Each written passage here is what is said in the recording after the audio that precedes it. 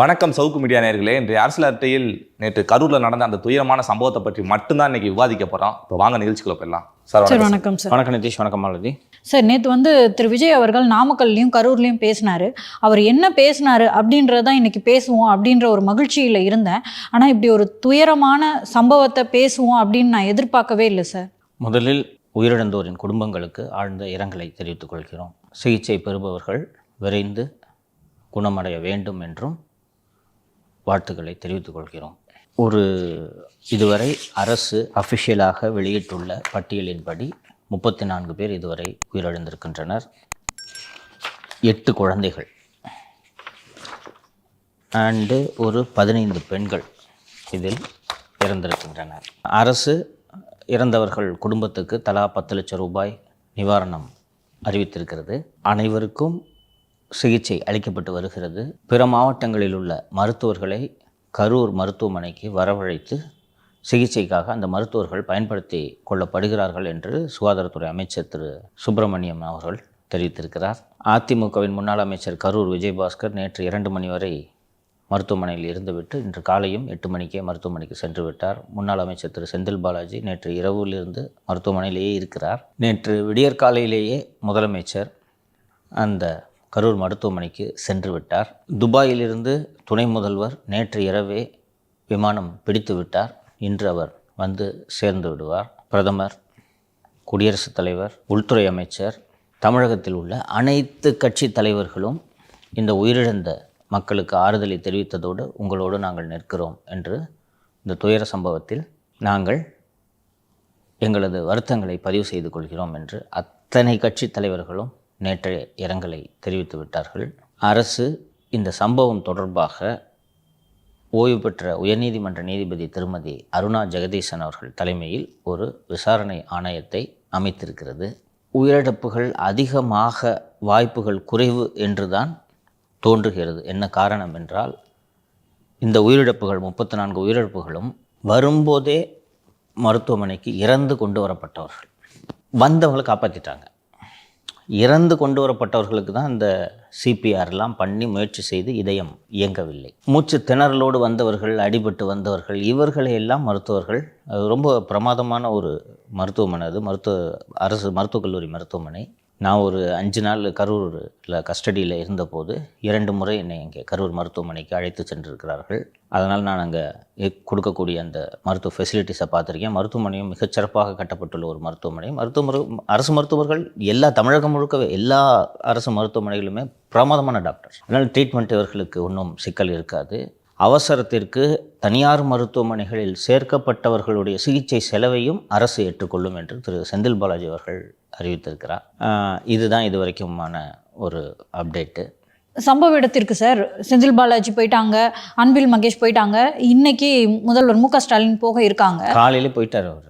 பொதுவாக இந்த பரப்புரை நடக்குது. இப்போ உயிரிழப்புகள் ஏற்பட்டிருக்கு. இதை விஜய் மட்டும்தான் இதுக்கு பொறுப்பாகணுமா, தாவேக்கா மட்டும்தான் பொறுப்பாகணுமா? இப்போ ஆளும் கட்சி அவங்களுக்கு இதில் பங்கு இருக்காங்க சார் இந்த உயிரிழப்புகளை நேராமல் தடுப்பதற்கு? விரிவாக பேசுவோம். ஃபஸ்ட்டு அங்கே என்னென்னலாம் சம்பவம் நடந்திருக்கிறது என்பதை பார்ப்போம். வெள்ளிக்கிழமை தினமலரில் ஒரு செய்தி வந்திருந்தது.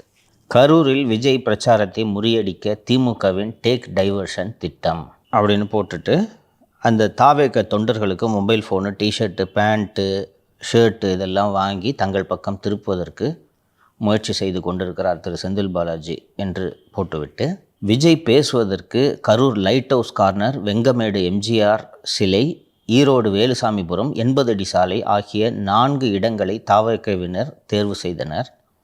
ஆனால் போலீஸ் தரப்பில் வேலுசாமிபுரம் பகுதியில் மட்டும் பிரச்சாரம் செய்ய இடம் ஒதுக்க முடிவெடுத்துள்ளனர். கரூர் மாநகருக்குள் அணிவகுக்கும் விஜய் ஆதரவாளரின் வாகனங்களை தடுக்கும் திட்டமாக சாலை பணியை காரணம் காட்டி டேக் டைவர்ஷன் வாயிலாக வேறு பாதைக்கு திருப்பிவிடும் திட்டமும் உள்ளது. இவ்வாறு கட்சி வட்டாரங்கள் தெரிவிக்கின்றன அப்படின்ட்டு வெள்ளிக்கிழமை தினமலரில் இந்த செய்தி வந்திருந்தது. இதில் வியப்படைவதற்கு ஒன்றுமே இல்லை. ஆளுங்கட்சி வேறு எந்த கட்சியும் வளர விடாது, எதிர்கட்சிகளையும் செயல்பட விடாமல் முடக்கும் என்பதை நாம் பார்த்துக்கிட்டு வரோம். 4.5 வருஷத்தில் திராவிட முன்னேற்ற கழக ஆட்சியில் இது மிகவும் அதிகமாகவே நடைபெற்று கொண்டிருக்கிறது என்பதை நாம் தொடர்ந்து பார்த்து கொண்டிருக்கிறோம். எதிர்க்கட்சித் தலைவர் திரு பழனிசாமி அவர்களுடைய பிரச்சாரம் செல்லும் இடங்களிலெல்லாம் ஆம்புலன்ஸ் சென்றதை நாம் பார்த்தோம். அண்டு ஒரு சில இடங்களில் ஒரு ஸ்டேஜில் அவரே எரிச்சலாகி யார் அந்த ஆம்புலன்ஸ்னு செக் பண்ணுங்கன்ட்டு சொன்னதும், வழக்கமாக எல்லா கூட்டங்களையும் இந்த ஆம்புலன்ஸ் விடுறத ஒரு சிஸ்டமாக வச்சுருக்கிறாங்க அப்படின்றத நாம் பார்க்க முடிந்தது. அப்புறம் அதிமுக தொண்டர்கள்லாம் ஒரு ஆம்புலன்ஸ் டிரைவர் போட்டு அடிச்சு விட்டாங்கன்னு நினைக்கிறேன். இங்கே திருச்சியிலேயோ இங்கேயோ ஒரு இடத்துல போட்டு அடித்த பிறகு நிறுத்திட்டாங்கன்னா ஏன் அது நிறுத்தப்படுகிறது என்றால், கூட்டத்துக்கு நடுவில் போன்னு சொன்னால் உதவாங்கிறதுக்கு ஆம்புலன்ஸ் டிரைவர் தயாராக இல்லை என்ற காரணத்தால் அவங்க திமுககாரன் காசு கொடுத்தா கூட நான் உள்ளே போக மாட்டேன் சார் என்ற முடிவுக்கு அவர்கள் வந்து விட்டார்கள். அப்படி இருக்கும்போது நேற்று விஜய் பேசிக்கொண்டிருக்கும் போதே 2 ஆம்புலன்ஸுகள் வந்ததை நீங்கள் பார்த்திருப்பீர்கள். விஜய் அவர்களை நிறுத்தி ஆம்புலன்ஸுக்கு வழிவிடுங்க என்று சொன்னார். அந்த இடத்தில் கூடிய கூட்டத்தை பல்வேறு தொலைக்காட்சிகளை நாம் எல்லாருமே பார்த்தோம். இப்போது கரூர் அரசு மருத்துவமனைக்கு செல்வதற்கு வேறு சாலையே இல்லை. விஜய் பேசி கொண்டிருந்த அந்த வேலுசாமிபுரம் சாலை மட்டும்தான் சாலை என்றால் அந்த ஆம்புலன்ஸ் வருவதை நான் கேள்விக்கு உள்ளாக்க மாட்டேன். பக்கத்திலேயே பேரலல் ரோடு 2 ரோடு இருக்குது. கோயம்புத்தூர் ரோடுன்னு சொல்கிறாங்க. அந்த ரோடை பிடிச்சா நேராக ஜெயிச்சுக்கு போயிடலாம். கரூர் டவுனு மற்ற சில ஊர்கள் போல் ரொம்ப சிக்கலான ஒரு டவுனில் மாற்று பாதைகள் இருக்கிறது. அந்த கூட்டம் எப்படிப்பட்ட கூட்டம்ன்றது நேற்று எல்லாருமே பார்த்தோம். அப்படி இருக்கும்போது எந்த ஆம்புலன்ஸ் டிரைவரு இந்த கூட்டத்துக்குள்ளே விடுவார்? அதுவும் ஆம்புலன்ஸ் டிரைவராக இருக்கிறாருன்னா கரூரை பற்றி தெரிஞ்சவர் தான் அங்கே இருப்பார். அப்போ அந்த டிரைவருக்கு பக்கத்தில் ஒரு ரோடு போகுதுன்னு தெரியாதா? அப்போ தெரியும், உள்ளூர்காரங்களுக்கு தெரியும். நார்மலாக நாமளே என்ன அவசரமாக இருந்தாலும் இந்த கூட்டத்துக்குள்ளே மாட்ட மாட்டோம். இது எப்படிப்பட்ட கூட்டம்ன்றது தெரியும். இன்னொன்று, அது இல்லாமல் அரசியல் கட்சி கூட்டம்னாலே நீங்கள் அந்த நேரத்தில் போனீங்கனாலே சிக்கல் அப்படின்றது தெரியும். ஸோ உள்ளூரை சேர்ந்த ஒரு ஆம்புலன்ஸ் ஓட்டுநருக்கு, அதுவும் 2 ஆம்புலன்ஸ் ஓட்டுனர் சார், அதில் ஒன்று விஜய் அவர்களுடைய அந்த கட்சி அவனா இருக்கட்டும். இன்னும் விஜய் கொடி எடுத்து கட்டிக்கிறது பெரிய கஷ்டமா? திமுக கொடி கட்டிட்டு விஜய் கொடி கட்ட முடியாதா? இந்த பசங்களும் நேற்று ஒரு காவல்துறை அதிகாரி சோதனை செய்யும்போது பார்த்தா உள்ளுக்குள்ளே வெறும் தண்ணி 2 மினரல் வாட்டர் பாட்டில் கிடக்குது. தாவேக கொடி கட்டிட்டு ஆம்புலன்ஸ் வச்சுட்டு சும்மா சின்ன ஆம்புலன்ஸ் வச்சுக்கிட்டு சுற்றிட்டு இருந்தாங்க. அது பகலில் நடந்தது. விஜய் கொடி இருந்தாலும் தான் நேசிக்கும் தலைவரான விஜயோட கூட்டத்துக்கு இடையூறு செய்யணுன்ட்டு எவன் உள்ளே வர போகிறான்? அவனுக்கு வாழ்க்கையில் ஒரே லட்சியம் விஜய் கிட்ட போய் பார்த்துடணும் இல்லையா? அவன் ஆம்புலன்ஸ் எடுத்துகிட்டு வர போகிறான். இப்போ உங்ககிட்ட ஒரு வண்டியை கொடுத்தோன்னா நீ அந்த தாவேக கொடி எடுத்து கட்டிட்டு போக முடியாதாங்க. ஸோ 2 ஆம்புலன்ஸுகள் வந்ததை நீங்கள் பார்த்தீங்க. 10 பேர் நிற்கக்கூடிய இடத்தில் 30 பேர் நின்று கொண்டிருக்கும்போது 30 பேருக்கு நடுவே ஆம்புலன்ஸுக்கு வழிவிட வேண்டும் என்று அத்தனை பேரும் முயற்சி செய்தாலும் எப்படி வழிவிடுவீர்கள்? இப்போ அந்த போய்ட்டு கேப் இருக்குன்னா நவுந்து போவோம். ரோட்டில் போயிட்டுருக்கோம், பின்னாடி நீ பைக்கில் போகிற, பின்னாடி வண்டி வந்துச்சுன்னா என்ன பண்ணுவேன்? ஆம்புலன்ஸ் சத்தம் கேட்டுச்சுன்னா என்ன பண்ணுவேன்? நான் ஒதுங்குவேன். நகரம் இல்லைன்னா என்ன பண்ணுவேன்? நகரத்துக்கு இடமே இல்லைன்னா அது நெருக்கடியாக மாறும். ஒன்றும் பண்ண முடியாது. அங்கே தான் நிற்கணும் இல்லையா? சில நேரம் பிரிட்ஜ் மேலையெல்லாம் பார்த்துருப்பேன். பிரிட்ஜ் மேலே நம்ம வண்டி நின்றுட்டுருக்கோம், பின்னாடி ஆம்புலன்ஸ் கையான்னு கத்திட்டு இருக்கோம், நவரவே முடியாது, சிக்னல் போட்டிருக்கோம். ஓகே, அது மாதிரி இந்த சந்தில் இவ்வளோ க்ரௌடு இருக்குது. இவ்வளோ க்ரௌடு இருக்கும்போது ஆம்புலன்ஸுக்கு வழிவிடுனா எப்படி வழி விடுவார்கள்? ஸோ விஜய் வழிவிட சொல்கிறாரு, வழி விடுகிறார்கள். அப்போ வழி விடணுன்னா என்ன பண்ணுவான்? அந்த ஆம்புலன்ஸுக்கு முன்னாடி நிற்கவன் என்ன பண்ணுவான்? நகரணும். எப்படி நகருவான்? பிடிச்சி அடுத்து தள்ளுவான். பின்னாடி இருக்கவனா தள்ளுவான். இப்படி ஒவ்வொருத்தராக தள்ளி என்ன ஆகும்? அப்போ அந்த விளிம்பில் இருக்கிறவன் என்ன பண்ணுவான்? கீழே விழுந்துருவான். சாலையை தாண்டி போவான். அப்படி இல்லைன்றால் தடுமாறி விழுவான். இப்போ நீயே தடுமாறி விழுறேன்னா உனக்கு முன்னாடி நான் நின்றுட்டு இருந்தேன்னா நிதிஷ் விழுந்துட்டான்னு தூக்கிறதுக்கு முடியுமா என்னால்? உன் மேலே ஏறுவேன், நான் உன் மேலே விழுவேன். அச்சா 1. 2வது, இந்த டேக் டைவர்ஷன், இந்த இடையூறு செய்யும் திட்டத்தை படித்தேன் நான். இப்போது நேற்று விஜய் அவர்கள் மீது செருப்பு வீசப்பட்டது தெரியுமா?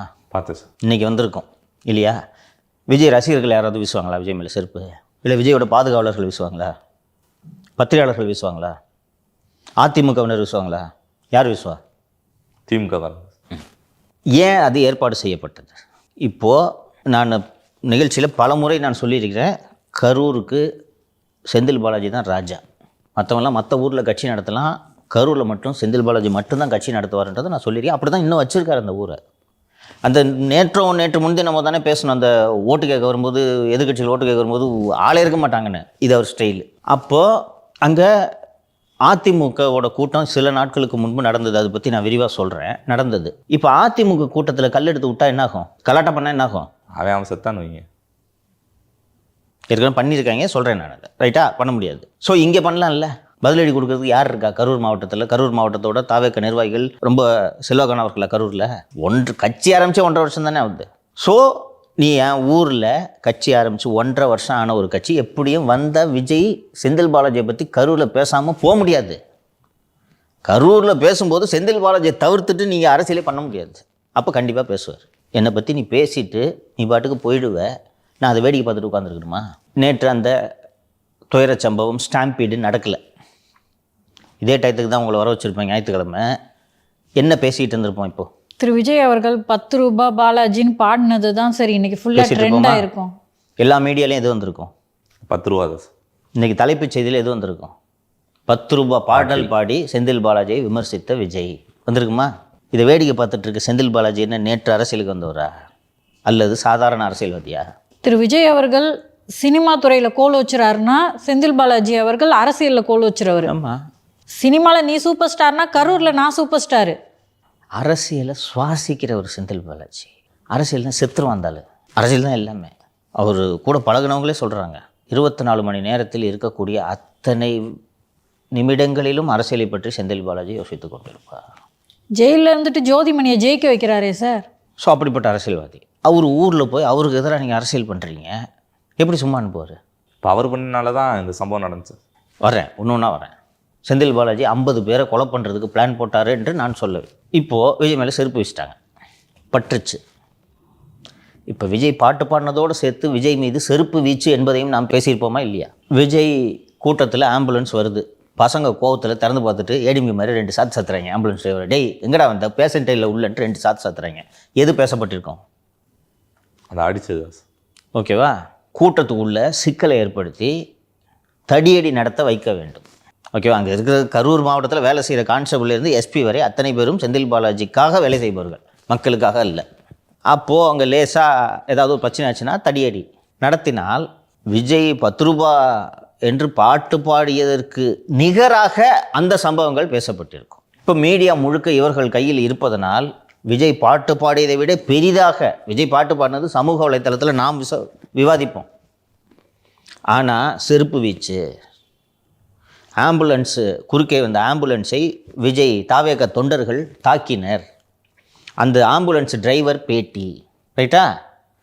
அண்டு அங்கே அந்த தடியடி மட்டும் செய்தியாகியிருந்தால் அங்கே பெண்ணுக்கிட்ட தவறாக நடந்துக்கிட்டாங்க, சங்கிலியை பறிச்சாங்க, இதனால் காவல்துறை வேறு வழி இல்லாமல் தடியடி நடத்த வேண்டியதாயிற்று, அது செய்தியாக இருக்குமா? இதுதான் பிளான். நீ கேட்ட கேள்விக்கு பதில். ஆனால் எதுவுமே எடுபடாமல் போயிடுச்சாங்க சார். இந்த மரணங்களை அவர்கள் எதிர்பார்க்கவில்லை. அங்கே கணபதி பேக்கரின்னு ஒரு பேக்கரி இருக்குது, அந்த பேக்கரிக்கு பக்கத்தில் ஒரு பிட்டு குழி இருக்குது. இந்த ஆம்புலன்ஸுக்கு வழி விடுறது சொன்னேன்ல, அந்த ஆம்புலன்ஸுக்கு வழி விட்ட உடனே கூட்டம் ஆம்புலன்ஸுக்கு வழி விடுறதுக்காக நகருது. இப்போ நீ இந்த குழிக்கு கொஞ்சம் முன்னாடி நின்றுக்கிட்டு வேடிக்கை பார்த்துட்ருக்க, குழியிலேருந்து 3 அடியில் நின்றுட்டு நீ வேடிக்கை பார்த்துட்ருக்க. கூட்டம் ஆம்புலன்ஸுக்கு வழி விடுற கூட்டம் அப்படியே நவந்தன பின்னாடி வரும்போது குழியில் நீ விழுற, உன் மேலே 20 பேர் விழுறான். அந்த குழியில் மட்டும் குறைஞ்சது 20 பேர் செத்துருப்பான். உங்களுக்கு நெரிசல்லையும் மரணங்கள் ஏற்படும் என்றாலும் 35 மரணங்களும் அந்த நெரிசலில் ஏற்பட்டதில்லை, குழியில் விழுந்திருக்கான் 15-20 பேர். நேற்று இரவே காவல்துறை அந்த இடத்தில் இருந்த அத்தனை சிசிடிவிகளையும் எடுத்துக்கொண்டு சென்று விட்டார்கள். கேட்டால் விசாரிக்க எடுத்துகிட்டு போயிட்டோன்னு சொல்லுவாங்க. அவங்களுக்கு உரிமையும் இருக்கிறது. ஸோ இப்படித்தான் இது திட்டமிடப்படுகிறது. செய்தி ஊடகங்கள் எதுவுமே அந்த புலியை காட்டப்படல, அதை விழுந்த எதுவுமே காட்சி வரலையே சார். எல்லாரும் மருத்துவமனையில் கவனம் செலுத்துகிறார்கள். எப்படி நடந்தது என்ற ஆராய்ச்சி எல்லாம் இனி நடக்கும். கரூரிலேயே இருக்கக்கூடிய அண்ணா திராவிட முன்னேற்ற கழக பிரமுகர்கள் மற்றும் இந்த உள்ளூரில் இருப்பவர்கள் அத்தனை பேரிடமும் பேசிய போது எனக்கு இந்த தகவல் கிடைத்தது. குழந்தைங்கள்லாம் மேலே மேலே விழுந்தீங்கன்னா என்ன ஆகும்? இத்தனை குழந்தைங்கள 2 வயசு குழந்தை ஒன்று செத்து போயிருக்கு. இன்னொன்றுங்க சார், திரு விஜய் அவர்களே குழந்தையெல்லாம் கூட்டுட்டு வரக்கூடாதுன்னு சொல்லி இருந்தார் சார். கர்ப்பிணி பெண்கள் வருகிறார்கள். மதுரை மாநாட்டிலே பார்த்தோம் நம்ம. விஜய் அப்படிப்பட்ட ஒரு ஸ்டாரு, சாவறதுக்குள்ளே ஒரு வாட்டியாவது விஜயை பார்த்துடணுன்ட்டு இருக்கிறாங்க. என்ன பண்ணுவீங்க? என்ன சார் 1.5 வயசு குழந்தை இறந்துருக்கு சொல்கிறாங்க. தூக்கிட்டு வர்றாங்க, தூக்கிட்டு வர அம்மாவை என்ன சொல்லுவேன்? 2 வயசு குழந்தை இறந்துருக்கு, அந்த 2 வயசு குழந்தைய தூக்கிட்டு வர்ற அம்மாவையும் அப்பாவையும் நீ என்ன சொல்லுவ? விஜய் பொறுப்பு அதுக்கு. அவர் தான் தெளிவாக சொல்கிறாங்கல்ல, கூட்டம் வராதிங்க, கூட்டம் இப்படி இருக்குன்னு. இன்னொன்று விஜய் சொல்லணுமா? டிவியில் பார்க்குறல்ல, நாகப்பட்டினம், திருவாரூர், திருச்சி. ஸோ உன் புள்ள ரைட்டா, கூட்டத்தை நீ டிவியில் பார்க்குற, எல்லா நிகழ்ச்சியும் எல்லா சேனலும் லைவ் போடுறான். அண்டு எல்லோரும் இந்த ட்ரோன்ஸ் வச்சு ரொம்ப டீட்டெயிலாகவே க்ரௌடு, அந்த எவ்வளோ பேக்குடு. இன்னொன்று அந்த விஜய் வாகனத்தை காட்டும் போது விஜய் வாகனம் இன்ச்சாக நவுறுது, 1/2 கிலோமீட்டருக்கு 2 மணி நேரம் ஆனது அப்படின்ட்டு பார்க்குற, தெரியுது. ஏன்ப்பா பிள்ளைய தூக்கிட்டு போகிற? இந்த ஸ்டாம்பீடே நடக்கலைன்னு வச்சுக்க, அந்த குழந்தை கசங்குனா தாங்குமாயா? சொல்லியா? இதுக்கு தமிழ்நாடு அரசு பொறுப்பாக முடியுமா? விஜய் பொறுப்பாக முடியுமாப்பா? இதெல்லாம் இவங்களுக்கு அறிவு வேணும்ப்பா. நான் யாரும் எதுவும் சொல்ல மாட்டேன். எல்லாத்துக்கும் கவர்மெண்ட்டை நோட்ட சொல்லிட்டு இருக்காதீங்க. விஜயை நொட்ட சொல்லாதீங்க. 2 வயசு பிள்ளைய தூக்கிட்டு நீ எதுக்கு போனப்பாங்க சொல்லுப்பா? ஷாப்பிங் போனியா? கடப்புறம் பூட்டி இருக்குது, எதுக்கு போன? விஜய் பார்க்கணும் தானே போனேன். இன்னொன்னு தூரமா நின்னு பேசிட்டு இருப்பாரு, சரியா கூட நம்மளால பார்க்க முடியாது. போக முடியுமா கிட்ட? வண்டி கிட்ட போனேன்னா தெரிய மாட்டார் விஜய். தூரத்துல இருந்தா பார்க்க முடியும். ஏன்பா டிவியில் அழகாக பார்த்துட்டு போகலாமேப்பா, ஏன் உங்களுக்கு பைத்தியம்? சார் கரெக்டாக திரு விஜய் அவர்கள் பேசி முடிச்சதுக்கப்புறம் கரண்ட்டை கட் பண்ணிட்டாங்க. அதுவும் இந்த சம்பவத்துக்கு ஒரு காரணம். திரு விஜய் அவர்கள் பேசிகிட்டு இருக்கும்போது அது என்னன்னு மக்களால் கேட்க முடியாதனால முன்னாடி நகர்ந்து வந்தாங்கன்னு சொல்கிறாங்க சார். முன்னாடி நகர்ந்து வந்தது, ஆம்புலன்ஸு, தடியடி எல்லாமே ஸ்டாம்பீடுக்கு காரணம். ஒரு ஸ்டாம்பீடுன்றது எது ட்ரிக்கர்ன்றது நீ சரியாக கணிக்கவே முடியாது. பட் ஒன்ஸ் ஸ்டார்ட் ஆன உடனே எல்லாருக்கும் அந்த அடிப்படை அரிஞ்சு நம்ம தப்பிக்கணுன்ற அரிஞ்சு உன்னறியாமல் வந்துடும். இந்த தண்ணியில் விழுறதுக்கு சொல்லுவாங்க தெரியுமா? காப்பாற்றணும்னு போனோன்னா காப்பாற்ற போனவனை பிடிச்சி இழுத்து கொண்டுருவாங்கிறது கேள்விப்பட்டிருக்கேன். அது எல்லா உயிர்களுக்குமானது அந்த சர்வைவல் இன்ஸ்டிங்க்ட். அப்போ இந்த தப்பிக்கணும் எப்படியாவது மூச்சு விடணும் போது உடம்பு ஒன்று அறியாமல் இயங்கும். ஐயோ பக்கத்தில் நிதிஷ் இருக்கிறானே அவனை காப்பாற்றணுமே அப்படின்ட்டுலாம் யோசிக்காத மூல. உன்னை தற்காத்துக்கிறதுக்காக உன் உடம்பு தானாக இயங்கும். அதான் ஸ்டாம்பீடு. இதுக்கு இவர்கள் அவர்கள்ன்ட்டு இதுதான் காரணம்னு சொல்ல. இந்த ஸ்டாம்பீடோட ட்ரிகர் எங்கே இருக்குன்றது சொல்லவே முடியாது. பவர் கட் ஒரு காரணமாக இருக்கலாம். பவர் கட்டுக்கு நீங்கள் அரசாங்கத்துக்கிட்ட கேட்டேன்னா அங்கே மின்கம்பிகளுக்கு அருகே விஜய் தொண்டர்கள் நின்று கொண்டிருந்தார்கள். அவர்களுக்கு ஆபத்து ஏற்பட்டு விடக்கூடாது என்பதற்காக நாங்கள் மின்சாரத்தை துண்டித்தோன்னு சொன்னால் அது சரியாக தானே இருக்குது. இவங்களே கொடுத்தாங்க சார், அது மாதிரி இது பவர் கட் பண்ணுங்க சொல்லி. இல்லை சரியாக தானே இருக்கு. இப்போது இந்த ஸ்டாம்பீடு நடக்கலை. அங்கே இந்த விஜய்க்கு கூட்டின கூட்டத்தில் மின்சாரத்தை தொட்டு ஒரு 2 பேர் இறந்துருக்காங்க. மின்சார கம்பி விழுந்து ஒரு 2 பேர் 3 பேர் இறந்துருக்காங்க. நாம் இப்போ யாரை ப்ளேம் பண்ணிகிட்டு இருப்போம்? இவ்வளோ பேர் கூட்டம் கூடுறாங்கன்னு தெரியாது, அறிவில்லை, சொல்லுவோமா மாட்டோமா? யாரை ப்ளேம் பண்ணுவேன் நீ? திரு செந்தில் பாலாஜி இந்த செருப்பு விட்டு எறிகிறது இந்த வேலையெல்லாம் பார்த்துருக்காருன்னா இது செய்வார். அவரோட கோட்டை. ஒரு மாவட்டத்தில் ஒரு அமைச்சரோ முன்னாள் அமைச்சரோ ஒரு அரசியல்வாதி பலமாக இருக்கிறார், அந்த ஏரியாவில் போய் நீங்கள் அவரை கடுமையாக விமர்சனம் பண்ணிட்டு வரும்போது அவர் எதிர் நடவடிக்கை எடுக்காமல் இருப்பார் என்று எதிர்பார்ப்பது உங்களது அறிவீனம். இந்த இதுக்கு யார் காரணம்? மாலதி விஜய் காரணமான்ட்டு ஒரு கேள்வி கேட்டாங்க. விஜயும் காரணம். அதிமுக ஒரு சில நாட்களுக்கு முன்பு அவங்க கட்சியோட பொதுச் செயலாளரின் பிரச்சார பயணம் அங்கே நடைபெற்றது. வழக்கம் போல் எல்லாருக்கும் பண்ணுற பஞ்சாயத்தை தான் காவல்துறை இவர்களுக்கும் செய்தது, அதிமுகவுக்கும். அவங்க கேட்குறாங்க, அந்த பஸ் ஸ்டாண்டு பக்கத்தில் கொடுங்க சார், இடம் விசாலமாக இருக்கும். அங்கெல்லாம் கொடுக்க முடியாது. இதே வேலுசாமி போகிறோம் சார், அங்கே இடம் கிராம்படாக இருக்குது சார், முடியாது. நீதிமன்றத்தை அணுகுகிறார்கள். நீதிமன்றம் நீங்கள் போய் அவங்கக்கிட்ட கேளுங்கன்றாங்க. வியாழக்கிழமை நிகழ்ச்சி. திங்கட்கிழமை மதியம் 2:30 மணிக்கு காவல்துறை இந்த வேலுசாமிபுரம் தான் உங்களுக்கு அனுமதின்னு கொடுக்குது. அதை எடுத்துக்கிட்டு நீங்கள் மதுரை பெஞ்சுக்கு போய் அவசரமாக ஃபைல் பண்ணி வேலுசாமிபுரத்துக்கு பதிலாக எங்களுக்கு இங்கே போடணுன்னா கோர்ட்டில் மாட்டிக்குவீங்க. நேரம் கிடையாது. இது நெருக்கடியான இடம்ன்றது அதிமுகவுக்கு நன்றாக தெரியும். அவர் எம்ஆர் விஜயபாஸ்கர் சரி ரைட்டு விடு, வேலுசாமிபுரத்தில் பண்ணுவோம்ப்பா, கூட்டத்தை சேர்ப்போம்ப்பா, பிரச்சனை இல்லாமல் அண்ணன் வரும்போது டிஸ்டர்பன்ஸ் இல்லாமல் வேலையை பார்ப்போம்பா. அவர் வேலைப்பார். ஏனென்றால் எம்ஆர் விஜயபாஸ்கர் உள்ளிட்ட அதிமுகவின் முன்னாள் அமைச்சர்கள் மாவட்ட செயலாளர்களுக்கு இது முழுநேர தொழில், இதுதான் வேலையே. அவர்களுக்கு ஒரு கட்டமைப்பு இருக்கிறது. கரூர் மாவட்டத்தை 4ஆக பிரித்திருக்கிறார்கள். ஒன்றியம், தெற்கு, வடக்கு, மத்தி. இப்படி கரூர் மாவட்டத்தை 4ஆக பிரித்து கொண்டார்கள். இந்த ஒன்றியம் என்பது எதுவென்றால் இந்த கூட்டம் நடந்த இடம்தான் ஒன்றியம். ஸோ இந்த ஒன்றியத்தில் இருக்கிறவங்க வெளியிடத்திலிருந்து அந்த கூட்டத்துக்கு வர வேண்டிய தேவையில்லை. ரைட்டா? தெற்கு, வடக்கு, மத்தி இவர்கள் எல்லாம் எங்கிருந்து இந்த ஒன்றியம் என்ற இடத்தும் கூட்டம் நடக்கும் இடமான இந்த ஒன்றியத்திற்கு எப்படி வர வேண்டும் என்று பாதை வகுத்து திட்டமிடுகிறார்கள். அமராவதி ஆற்றின் பக்கத்தில் இருந்து வரக்கூடிய ஒரு பாதை வழியாக வடக்கு பகுதியை சேர்ந்த அதிமுகவினர் வர வேண்டும், தெற்கு பகுதியை சேர்ந்த அதிமுகவினர் இந்த பக்கம் வர வேண்டும், மத்திய பகுதியை சேர்ந்த அதிமுகவினர் நேரடியான சாலையில் வர வேண்டும். வாகனங்களை நிறுத்துவதற்கு மட்டும் 10 ஏக்கர் இடத்தில் பக்கத்தில் ஒரு இடத்தை, பார்க்கிங்க்கு மட்டும் 3 இடங்களை ஏற்பாடு செய்திருந்தார்கள். கூட்டம் நடக்கக்கூடிய இடத்திற்கு இந்த பக்கமும் இந்த பக்கமும் 2 கிலோமீட்டர்களுக்கு வாகனங்கள் உள்ளே வரக்கூடாது. ஒரே ஒரு வாகனம் தான் உள்ளே வர வேண்டும். அது திரு பழனிசாமியோட கேம்பெயின் வாகனம். அவர் வரும்போது இந்த இன்ச்சா நகர வேலையெல்லாம் இருக்கக்கூடாது. நேரடியாக அந்த வாகனம் சீராக நின்று அந்த கூட்டத்தை பார்த்து பேசி முடித்துவிட்டு சீராக கிளம்பி போக வேண்டும். ஏற்கனவே ஒரு முறை ஒரு கூட்டத்தில், பிரச்சார கூட்டத்தில் பேசி கொண்டிருந்த போது ஜென்ரேட்டர் உள்ள ஏதோ மண்ணு கிண்ண போட்டு அவுத்து விட்டாங்க. அதிமுக பிரச்சாரத்தில். ஸோ அதற்கு பிறகு எங்கே பிரச்சாரம் நடந்தாலும் ஜென்ரேட்டருக்கு பக்கத்தில் 2 பேரை போட்டுருவாங்க. எவனும் ஜென்ரேட்டர்கிட்டே போகக்கூடாது. சரியா? இவ்வளோ ஏற்பாடுகள் செய்திருந்தார்கள் அல்லவா? இவ்வளவு ஏற்பாடுகள் செய்தும் அதில் ஒரு பாதை சொன்னேன்ல, அந்த பாதையில் 2 டேங்கர் லாரியை கொண்டு போய் உள்ள சொருகி நிறுத்திருந்தாங்க. 60 அடி ரோடு அது. 2 டேங்கரு போய் ஏடிம்பிக்காரங்கள அடிக்க போயிட்டாங்க.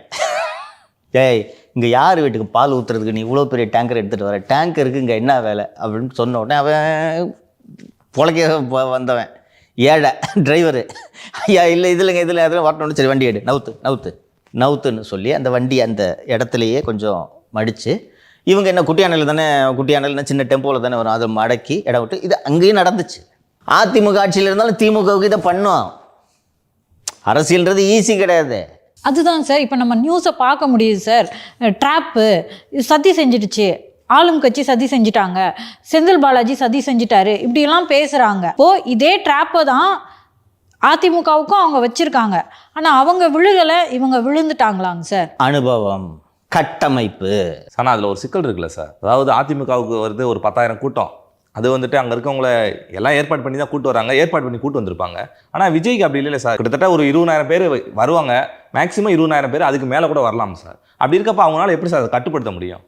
அப்போ 20,000 பேர் வருவார்கள் என்றால் 20,000 பேர் கூடுவதற்கு ஏற்ற இடத்தை நீங்கள் தேர்ந்தெடுக்க வேண்டும். அந்த லெட்டர்லாம் நம்ம பார்க்க முடியும் சார். பர்மிஷன் லெட்டர்லேயே 10,000 பேர் தான் வருவாங்கன்னு இவங்க பர்மிஷன் வாங்கியிருக்காங்க சார்.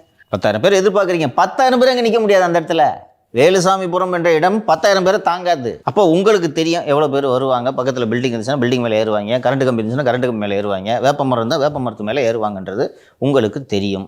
நீங்கள் திருச்சியில் 2 இடங்களில் பார்த்திருக்கிறீர்கள், பெரம்பலூரில் பார்த்திருக்கிறீர்கள், அரியலூரில் பார்த்திருக்கிறீர்கள், நாகப்பட்டினத்தில் பார்த்திருக்கிறீர்கள், திருவாரூரில் பார்த்திருக்கிறீர்கள்.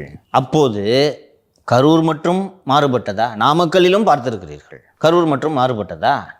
இங்கேயும் இப்படித்தானே வரும். இந்தியன் எக்ஸ்பிரஸில் தான் இன்றைக்கி ரொம்ப அழகாக ஹெட்லைனும் வச்சுருந்தாங்க, ஸ்டோரியும் அழகாக இருந்துச்சு. இது நடக்க இருந்தது, எ ட்ராஜடி ஃபோர்டோல்டுன்னு ஹெட்லைன்ஸ் வச்சுருந்தாங்க. ஒருத்தனாவது செத்துருவாங்க. நான் ஏற்கனவே நம்ம நிகழ்ச்சியில் சொன்னேன்னா, இதுக்கு ரொம்ப கஷ்டப்பட்டு யாரையாவது கொலை பண்ணுறதுக்கு நீங்கள் திட்டமிட்டுலாம் பண்ண வேண்டியதில்லை. இந்த கூட்டத்தை அந்த சந்துக்குள்ளே திருப்பி விட்டிங்கன்னா நடந்துடும். வந்து சார், நம்ம மதுரை மாநாட்டிலேயே 3 பேர் இறந்து போயிட்டாங்க சார். திரு விஜய் அவர்களே அறிக்கை விட்டுருந்தார். அங்கேயே அவங்க உஷாராக இருந்தாங்கன்னா இது நடந்திருக்காதாங்க சார். அது மட்டும் இல்லாமல் ஒவ்வொருவருக்கும் தன்னுடைய தொண்டர்கள் யார், ரசிகர்கள் யார், எப்படிப்பட்டவர்கள் என்பது தெரிந்திருக்க வேண்டும். திரு விஜய்க்கு அவரோட ரசிகர்கள் எப்படிப்பட்டவர்கள் என்பது இன்னுமா தெரியாது? தெரிய போல தானே கிரீஸ்லாம் தடவுனீங்க. இன்னொரு கோணத்திலேருந்து நீங்கள் சிந்திச்சு பாருங்கள். உங்கள் படங்களுக்கு கட் அவுட்டின் மீது ஏறி பால் ஊற்றுவதை இவ்வளவு நாள் நீங்கள் தடை செய்தது இல்லையே. வாரிசு படம் வந்தப்போ கோயம்பேடு தேட்டரில் ஒருத்தன் விழுந்து செத்தான், ரோகிணி தேட்டரில். இவ்வளவு நாள் நீங்கள் இதை தடை செய்தது இல்லையே. உங்களுக்கு இந்த க்ரௌடு ஓப்பாக இருக்கிறது, அதான் உண்மை. அது நீ இல்லைன்ட்டு நீங்கள் மறுக்கலாம். க்ரௌடு அவருக்கு ஓப்பா தான் இருக்கணும். என்ன தேடி 1,00,000 பேர் வராங்கன்னா நான் சந்தோஷப்படக்கூடாதுன்னு அந்த க்ரௌடு தான் உங்கள் மூலதனம். நீங்கள் மற்ற அரசியல்வாதிகள் போல இல்லை. கடந்த காலத்தில் சினிமாவில் இருந்து வந்த அரசியல்வாதிகள் போல் நீங்கள் ஓய்வு பெற்ற பிறகு சினிமாவிலிருந்து அரசியலுக்கு வரவில்லை. சினிமாவின் உச்சத்தில் இருந்த போது நீங்கள் வந்திருக்கிறீர்கள். ரஜினிகாந்த் 96 அரசியலுக்கு வந்திருந்தால் ரஜினிக்கும் இது நடந்திருக்கும். இப்போ ரஜினி வெளியில் போனால் கூட கூட்டம் ஏன் அந்தளவுக்கு கூடலன்னா, ரஜினி ரசிகர்கள் பூரா வயசாகிடுச்சு. அவர் வயசு தானே இருக்கும் ரஜினி ரசிகர்களுக்கு. ஆனால் விஜயோட ரசிகர்கள் குழந்தைகள், இளைஞர்கள், 10 பருவத்தினர் எப்படி நடந்து கொள்வார்கள் என்பது உலகத்துக்கே தெரியும். அது மனித இயல்பு. அப்போது நீங்கள் பிரச்சாரம் செய்கிறீர்கள் என்றால் நீங்கள் மற்ற கட்சிகளைப் போல் அல்லாமல் பிரத்யேகமாக திட்டமிட வேண்டும். இது என்ன ஏன் எனக்கு மட்டும் கேட்டால் உங்களுக்கு தான் இப்படி ரசிகர்கள் இருக்காங்க. நீங்கள் தான் திட்டமிடணும். கடற்கரையிலோ தீவுத்திடலிலோ தான் பிரச்சாரம் வைக்க வேண்டும். அங்கே அனுமதி தரமாட்டார்கள் என்றால் நீங்கள் அதற்கான அனுமதியை கோர வேண்டும், நீதிமன்றத்திற்கு செல்ல வேண்டும். எங்களுக்கு இவ்வளோ கூட்டம் வருதுங்க, கண்ட்ரோல் பண்ண முடியல, எங்களுக்கு கரூருக்கு பக்கத்தில் இருக்க இந்த பிளே கிரவுண்டில் எங்களுக்கு அனுமதி தர சொல்லுங்கள். அந்த மைதானத்தில் அனுமதி கொடுத்தால் எவ்வளவு பேர் வேண்டுமானாலும் கூடலாம். அந்த மைதானம் 40,000 பேரை கொள்ளக்கூடிய ஒரு மைதானம். எல்லாரும் ஊருக்குள்ளே பண்ணுறாங்க, விஜய் மட்டும் ஏன் வெளியில் பண்ணுறாங்கன்னா, விஜய்க்கு அவ்வளோ கூட்டம் வருது, அதனால் அங்கே தான் பண்ணணும். ஏற்றுப்பாங்க சார். சாட்டர்டே மட்டும் தான் நான் என்னால் வர முடியுதுன்னு நீங்கள் சொல்லும்போது நம்ம ஏற்றுக்கிட்டோம்ல. ஏன் சொல்கிறீங்க? பொதுமக்களுக்கு இடையூறு ஏற்படக்கூடாது என்று தான் நீங்கள் சொல்கிறீர்கள். ஆனால் நீங்கள் ஞாயிற்றுக்கிழமைகளில் வந்தாலும் பொதுமக்களுக்கு இடையூறு ஏற்படும். ஏனென்றால் உங்களை பார்ப்பதற்காக வருபவர்கள் அப்படிப்பட்ட தன்மை படைத்தவர்கள். குழந்தைங்களை கூப்பிட்டுட்டு வராதீங்கன்னு காவல்துறை சொல்லுது. விஜய் மீண்டும் மீண்டும் வலியுறுத்துகிறார். மற்றவங்களுக்கு அறிவில்லாமல் தூக்கிக்கிட்டு வர்றீங்க, கை குழந்தைய தூக்கிட்டு வர்றீங்கன்னா என்னங்க பண்ண முடியும்? குழந்தைய தூக்கி திரு விஜயை காட்டுறாங்க சார், பாருன்னு சொல்லிட்டு. என்ன அதை பார்த்துட்டு அந்த குழந்தை விஜய் ஆயிடுமா? அறிவேனா? நீங்கள் பற்ற புள்ள தானே. மொட்டை வெயில் மதுரை மாநாடு இல்லை, இந்த மதுரை அவ்வளோ வெயில். தலையில துணியை போட்டுட்டு தூக்கிட்டு வராங்க. அப்படியே சுருங்குது அந்த குழந்தைங்க, வெப்பம் தாங்காம மேல துணியை போட்டுக்கிட்டு. அப்படி யாருங்க உங்களை தூக்கிட்டு வர சொன்னது? இது பார்க்கவே முடியாத நிகழ்ச்சி. அத்திவரதர் போல 40 வருஷத்துக்கு ஒரு வாட்டி தான் வரக்கூடிய நிகழ்ச்சினா கூட ஒரு லாஜிக் இருக்கு. வீட்டில் உட்காந்து டிவியில் பாருயா. இதுக்கு விஜய் தான் என்ன பண்ண முடியும்? சொல்றாரு குழந்தைய தூக்கிட்டு வராதீங்கன்னா, தூக்கிட்டு வந்து குழந்தைய தூக்கி காட்டுறீங்க, அறிவில்லை? மக்கள் அவர் மேல மிகப்பெரிய அளவுக்கு பிரியத்தோட இருக்காங்க சார். அவங்க மக்கள், ஆனா நீங்க தலைவர். இந்த மக்களுக்காகவும் சேர்ந்து சிந்திக்கக்கூடிய இடத்துல நீங்க இருக்கீங்க. இவங்களுக்கு இந்த மாதிரி உயிர் சேதம் வந்துடாம, இல்ல வேற எந்த நெருக்கடிகளும் வந்துடாம சரியான வியூகத்தை வகுக்க வேண்டிய இடத்துல திரு விஜய் இருக்காரு இல்ல சார்? ரொம்ப சரியா சொன்னீங்க. நீங்கள் சொன்னாலும் குழந்தைகளை தூக்கி கொண்டுதான் வருவார்கள். நீங்களே பாக்குறீங்க, போன தடவை குழந்தைங்களுக்கு மாலையெல்லாம் போட்டு விட்டீங்கன்னு நினைக்கிறேன். குழந்தைகளை தூக்கி கொண்டுதான் வருவார்கள். அப்போது நீங்கள் இதை கணித்திருக்க வேண்டும். எக்ஸ்பிரஸ்ல ட்ராஜடி ஃபோர்டோல்டுன்னு வச்சிருக்காங்கல்ல, நான் சொன்னேன்ல, ட்ராஜடி ஃபோர்டோல்டுனா இது நடக்க இருந்த ஒரு துயரம். ரொம்ப ஈஸியா தெரியுதுப்பா. அரசாங்கம் திட்டமிட்டு உங்களை காலி பண்ணணுன்ற அவசியமே இல்லைப்பா. கடத்தருவில் வைக்கிறீங்க, எவ்வளோ பேரை கொள்ளும் கடத்தரு? பெரிய கூட்டங்கள் எங்கே கூடலாம் என்றால் மைதானத்தில் கூடலாம். மாநாடு நடத்துறீங்களா, கிட்டத்தட்ட மாநாடு போன்ற கூட்டம் தான் உங்களுக்கு வருது. ஒரு கட்சியோட மாநாடுக்கே இவ்வளோ தான் ஆவரேஜ் க்ரௌடு, ரைட்டா? அந்த ஆவரேஜ் க்ரௌடையே காசு கொடுத்து ஏற்பாடு பண்ண வேண்டியதாக இருக்குது. அப்போது எங்கே போனாலும் உங்களுக்கு மாநாடு போன்ற க்ரௌடு வருதுன்னா, மாநாடு போன்ற க்ரௌடை எப்படி கடைவீதியில் அடப்பீங்க? இது ஏன் எனக்கு மட்டும் இந்த சிக்கல்னு கேட்டால், நீங்கள் தான் கெரியரோட பீக்கிலேருந்து வர்றீங்க அரசியலுக்கு. அப்போ நீங்கள் தான் இந்த சிக்கலை சந்திக்கணும் சார். இவங்க சார் திரும்ப அரசின் சதி, செந்தில் பாலாஜியின் சதின்னு சொல்கிறாங்க சார். அந்த சதியில் விழாதபடி வியூகங்கள் அமைக்க வேண்டியது உங்களுடைய திறமை இல்லையாங்க சார்? இன்னைக்கு நீங்கள் 2.5 வருஷம் முதலமைச்சர் பதவி கேட்டிருக்கீங்க. அதுக்கு ஒரு மிகப்பெரிய சலசலப்பு ஏற்பட்டுச்சு. நிறைய பேர் 2.5 வருஷம் கேட்குறாருன்னு. ஏன் திரு விஜய்க்கு 2.5 வருஷம் முதலமைச்சராக இருக்கிறதுக்கு தகுதி இல்லையா? தகுதி இல்லை மாலதி, தகுதி இல்லை. தகுதி இருப்பவர்கள் இப்படி ஒரு துயரம் நடக்க அனுமதித்திருக்க மாட்டார்கள், கவனமாக இருந்திருப்பார்கள். இது அது ஏன் எக்ஸ்பிரஸ் இது சொல்கிறேன்னா, நடக்க இருந்த ஒரு துயரம், உண்மையிலே இது நடக்க இருந்த துயரம். ஏன் 50 உயிர் போனால் தான் உயிரா? ஒரு உயிர் போனாலும் உயிர் தானே. ஆனால் ஒரு உயிராவது போவதற்கான சாத்தியக்கூறுகள் எல்லா பிரச்சாரத்திலும் இருந்ததா இல்லையா? நீங்கள் ஏன் உங்களுக்கு இந்த சிக்கல் இருக்குன்னு கேட்டால், நீங்கள் இன்னும் 10 வருஷம் கழித்து நீங்கள் வந்திருந்தீங்கன்னா இந்த கூட்டம் இருக்காது உங்களுக்கு, ரைட்டா? அந்த உச்சத்தில் இருக்கும்போதே நான் அரசியலில் ஜெயிச்சிடணுன்றது தான் உங்கள் ஐடியா. அதுக்காக தான் நீங்கள் வர்றீங்க. அப்போ இப்படி தாங்க கூட்டம் வரும். இது காவல்துறை ஒரு பொறுப்பு தானே சார்? அவங்க தகுந்த இடத்த கொடுத்துருக்கலாம். உளவுத்துறை கணிச்சிருக்க முடியும்ல? எல்லா இடங்களையும் பார்த்துட்டு தான் வராங்க. அப்படி கணிச்சு அந்த லைட் ஹவுஸ் பகுதியில் 4 ரோடு இருக்குன்னு சொல்கிறாங்க, அந்த ரோட்டில் கொடுத்துருக்கலாம்ல சார்? இங்கே சொல்கிறது ரொம்ப சரியான கோணம். இவ்வளவு கூட்டம் வரும் என்று தெரியும். காவல்துறை அதற்கு ஏற்றார் போன்ற ஒரு இடத்தை தேர்ந்தெடுத்து அனுமதி கொடுத்திருக்கலாமா என்றால் கொடுத்திருக்கலாம். ஆளுங்கட்சியோட காவல்துறையா, விஜய் கட்சியோட காவல்துறையா? ஆளுங்கட்சியோட காவல்துறை. அப்போ எப்படி கொடுப்பாங்க? ஏன் கொடுக்கணும்? பொறுப்பு டிஜிபி வெங்கட்ராமனுக்கும் கூடுதல் டிஜிபி டேவிட்சனுக்கும் முதலமைச்சரை சந்தோஷப்படுத்துறது முக்கியமா, விஜயை சந்தோஷப்படுத்துறது முக்கியமா? இவங்கெல்லாம் இன்னைக்கு என்ன இருக்கவங்கெல்லாம் மக்களுக்காக வேலை செய்கிற அதிகாரி நினச்சிட்டு இருக்கேன் நீ? ஒரு டிஜிபி சொல்கிறாரு, அவங்க பாருங்கள், உங்கள் கடிதத்தில் 10,000 பேர் தான் வருவாங்கன்னு சொல்லியிருந்தாங்க, நாங்கள் கொஞ்சம் கூடுதலாக வருவாங்கன்னு கணிச்சோம். 10,000 பேர்னா என்ன கொஞ்சம் கூடுதல் முன்ன பின்ன இருக்கும், அதுக்காக இவ்வளோ பேர் நாங்கள் எதிர்பார்க்கலன்றாரு. என்ன சார் போலீஸ் ஆஃபீஸர் நீங்கள்? 35 வருஷம் சர்வீஸ் போட்ட ஒரு போலீஸ் அதிகாரி பேசுகிற பேச்சா இது? சான்று இருக்குன்னு இந்த ஒரு 2 மணி நேரம் முன்னாடி நாமக்கல்லில் கூட்டின கூட்டத்தோட சான்று இருக்குது. அப்போது எவ்வளோ கூட்டம் வரும்? அதுவும் இந்த ஃபேன்ஸ் எப்படிப்பட்ட ஃபேன்ஸுன்றது உங்களுக்கு தெரியாதா? அது அவர்களது வேலை. ஆனால் விஜய்க்கு இது மாதிரி வாட்டமான இடமா பார்த்து ஏற்பாடு பண்ணி கொடுத்து விஜய் ஜெயிச்சா ஸ்டாலின் என்னையா பண்ணுவார் இந்த அதிகாரிங்களை? இப்போ இதில் காவல்துறைக்கும் பொறுப்பு இருக்குல்ல சார்? பொறுப்பு இருக்குப்பா. அவங்களும் இது நடக்கணும்னு சொன்னாங்கன்ட்டு நான் சொல்லலை, அவர்களுக்கும் பொறுப்பு இருக்கிறது. டிஜி சொல்கிறாரு 500 போலீஸாரை நாங்கள் பாதுகாப்புக்கு ஏற்பாடு செய்திருந்தோம்னு. அவங்க 10ல் அப்புறம் அவங்க விஜய் 12 மணிக்கே வருவாருன்ட்டு சொல்லியிருந்தாங்கலாம் சொல்கிறாரு. எந்த இடத்துக்கு விஜய் டயத்துக்கு வந்திருக்காரு உங்களுக்கு தெரியாதா? திரு விஜய் அவர்கள் பார்த்தீங்கன்னா வண்டி போகுது, மக்கள் எல்லாம் முன்னாடி இருந்துக்கிட்டே இருக்காங்க, பொறுமையாக நகர்றாரு. ஆனால் எடப்பாடி பழனிசாமியோடைய பிரச்சாரங்களில் நம்ம அப்படி பார்க்க முடியாது. ஸ்ட்ரைட்டாக அவர் ஸ்பாட்டில் பேசுகிறாரு. என்ன வித்தியாசம் அப்படின்றது தான் சார் நான் நினச்சேன். ஆனால் நீங்கள் சொன்னீங்க அவங்க அதுக்காகவே தனி ஒரு பாதை அமைச்சு வச்சுருக்காங்கன்னு. ஆமாம், அவங்க லீடர் இன்ச் நான் தானே என்ன ஏற்பாடு பண்ணியிருக்கேன்னு கேட்க மாட்டார். இங்கே ரிவர்ஸு 500 மீட்டர் போகிறதுக்கே 2 மணி நேரம் ஆச்சு விஜய்ன்றதை நீங்கள் பெருமையாக நினைக்கிறீங்க. நகரவே உள்ளங்க பசங்க வண்டியை முச்சுக்கிறாங்க அப்படியே. இதை நீங்கள் ரசிக்கிறீங்க. எடப்பாடி பழனிசாமி நீட்டாக இருக்கணுன்ட்டு நினைக்கிறார். இன்னொன்று, அவங்க அரேஞ்ச் பண்ணுறாங்க, இந்த கூட்டம் உங்கள் மேலே வந்து உழுகுது. அப்போது நீங்கள் இதற்கேற்றார் போன்ற இடத்தை தேர்ந்தெடுத்திருக்க வேண்டும். இல்லை தேர்தலுக்கு பிரச்சாரம் பண்ணுறதுக்கு ஊருக்கு வெளியே போய் பிரச்சாரம் பண்ணுறாரு விஜய்ன்ற பேச்சு வரும், விமர்சனம் வருமானா அதை நீங்கள் எதிர்கொள்ளணும். ஏன்னா நீங்கள் மற்றவங்கள போல இல்லை. இதையே சொல்லுங்கள். ஒரே ஒரு வாட்டி திருச்சிக்கு போனீங்க, பார்த்தீங்கல்ல எங்கள் கூட்டத்தை. சனிக்கிழமையை தேர்ந்தெடுக்கிறீங்கல்ல, என்ன சனிக்கிழமை மட்டும் வருகிறாரே என்று கேட்டதற்கு நீங்கள் என்ன காரணத்தை சொன்னீர்கள்? என்ன காரணத்தை சொன்னாங்க? மக்களுக்கு இடையூறு பண்ணக்கூடாது. அப்போது இதுவும் மக்களுக்கு இடையூறு. அதனால் நான் ஊருக்கு வெளியே கரூருக்கு பக்கத்தில் இருக்கக்கூடிய ஒரு மைதானத்தில் என் பிரச்சாரத்தை வைத்துக் கொள்கிறேன். எப்படிங்க எங்கே பிரச்சாரம் பண்ணிங்கன்னா எப்படிங்க அந்த ஊரில் இருக்கிறவங்க உங்களுக்கு ஓட்டு போடுவாங்க? எங்கிருந்தாலும் என்னை பார்த்தால் ஓட்டு போடுவார்கள். நான் அவர்கள் ஊருக்கு வராமல் போய்விடக்கூடாதே என்பதற்காக கரூருக்கு வந்து மக்களுக்கு இடையூறு ஏற்படக்கூடாது என்பதற்காக கரூருக்கு பக்கத்தில் இந்த பிரச்சாரத்தை நான் வைத்துக்கொள்கிறேன். இப்போது விஜய்க்கு ஓட்டு போடணும்னு முடிவெடுத்துட்டாங்கன்னா, நீ என் தெருவுள்ள வரல அதனால் நான் போட மாட்டேன்னா சொல்ல போகிறாங்க. அப்போ போய் நீங்கள் யாருன்றது உங்களுக்கு தாங்க தெரியும்.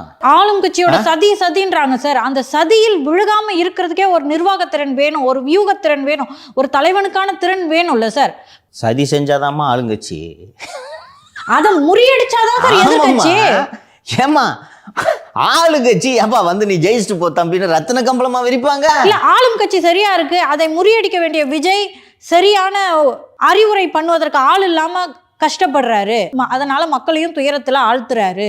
உங்களை விரும்பி வரவங்களெல்லாம் இப்படி கொண்டுட்டீங்கன்னா உங்களுக்கு யார் ஓட்டு போட போறா?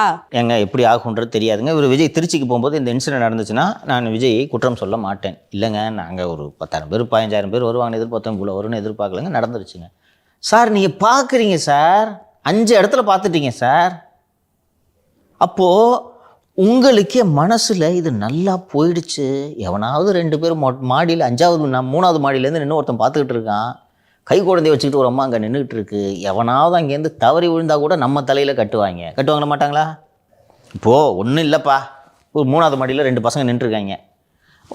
ஒரு மாடியிலேருந்து எப்படி நிற்கிறாங்கன்றது நம்ம கூட்டத்தை பார்த்தோம். அங்கேருந்து ஒருத்தன் தடுமாறி தள்ளி விட்டு 2 பேர் கீழே விழுந்து செத்தா பழி யார் மேலே விழும்? மேல இருந்து எதுக்கு சார்? பிரச்சாரம் நடக்கிறதுலேருந்து ஒரு கொஞ்சம் தூரம் தள்ளியே ஒரு விபத்து நடந்துச்சுன்னு வச்சுக்க, பிரச்சாரத்தினால தான் விழுந்துச்சுன்னு செய்தியில் வரும் சொல்லுவாங்க. அப்போது இதை தவிர்க்கிறதுக்கு நாம் என்ன பண்ணணுன்றது தானே நீங்கள் யோசிக்கணும் இல்லையா? ஆளுங்கட்சி சதின்னா சதி பண்ணுறது ஆளுங்கட்சியோட வேலை, அது அவர்களின் தர்மம். அதிமுகவையும் தாவேகாவையும் வெற்றி பெற வைப்பதற்காக திமுக கட்சி நடத்தி கொண்டிருக்கிறது, ஆட்சி நடத்தி கொண்டிருக்கிறது. என்ன அறிவீனமான பேச்சு இது? சதி தாங்க செய்யும் ஆளுங்கட்சி. அதிமுகவுக்கு எதிராக சதி பண்ணல, அவங்க எப்படி நேக்க அந்த சதியிலேருந்து எஸ்கேப் பண்ணாங்க? நீங்கள் அந்த வித்தையை கற்றுக்கொள்ளவில்லை. அரசியல் கற்றுக்கிட்டு இருக்காரு விஜய்ன்ட்டு நான் தொடர்ந்து சொல்லிட்டு இருக்கேன். உங்களுக்கு அந்த வித்தை தெரியல. வித்தையை கத்துக்கிறதுக்கான நேரத்தை கொடுப்பதற்கு விஜய் தயங்குகிறாரோன்னு தோணுது சார். கட்சி ஆரம்பித்து 2 வருடங்களில் முதலமைச்சராக ஆசைப்படும் விஜய், அவருக்கு நேரம் எப்படி இருக்கும்? ஈஸின்னு நினச்சிட்டீங்க. இதுதான் ரொம்ப ஈஸின்னு நினச்சிட்டீங்க. சினிமாவில் ஜெயிச்சிட்டோம், நமக்கு போட்டியே கிடையாது. அதுபோல் அரசியலும் எளிது என்று நீங்கள் நினைத்து விட்டீர்கள். ஆனால் அரசியல் அத்தனை எளிது அல்ல. ஒவ்வொரு இடத்துலையும் தடை பண்ணுவாங்க. போலீஸை விட்டு தடை தான் ஏன் பண்ணுவாங்க? இவ்வளோ பெரிய கட்சி, 32 வருஷம் தமிழ்நாட்டை ஆண்ட கட்சி அதிமுக, அவங்க பிரச்சாரத்துக்கு போனால் கோர்ட்டுக்கு போய் தான் ஏன் வாங்க வேண்டியது இருந்துச்சு? வேற யாரும் பிரச்சாரம் பண்ணலையா? எடப்பாடி பழனிசாமியோட பிரச்சாரத்துக்கு மதுரை உயர்நீதிமன்ற கிளையை அணுகி மனு போட்டு அவங்க ஆளுங்கட்சி சதி செய்துன்னு அதிமுக கம்ப்ளைண்ட் பண்ணி பார்த்துருக்கீங்களா? கம்ப்ளைண்ட்லாம் அங்கே கிடையாது சார். போய் கொடுக்குறியா இல்லையான்னு மிரட்டுறது தான்.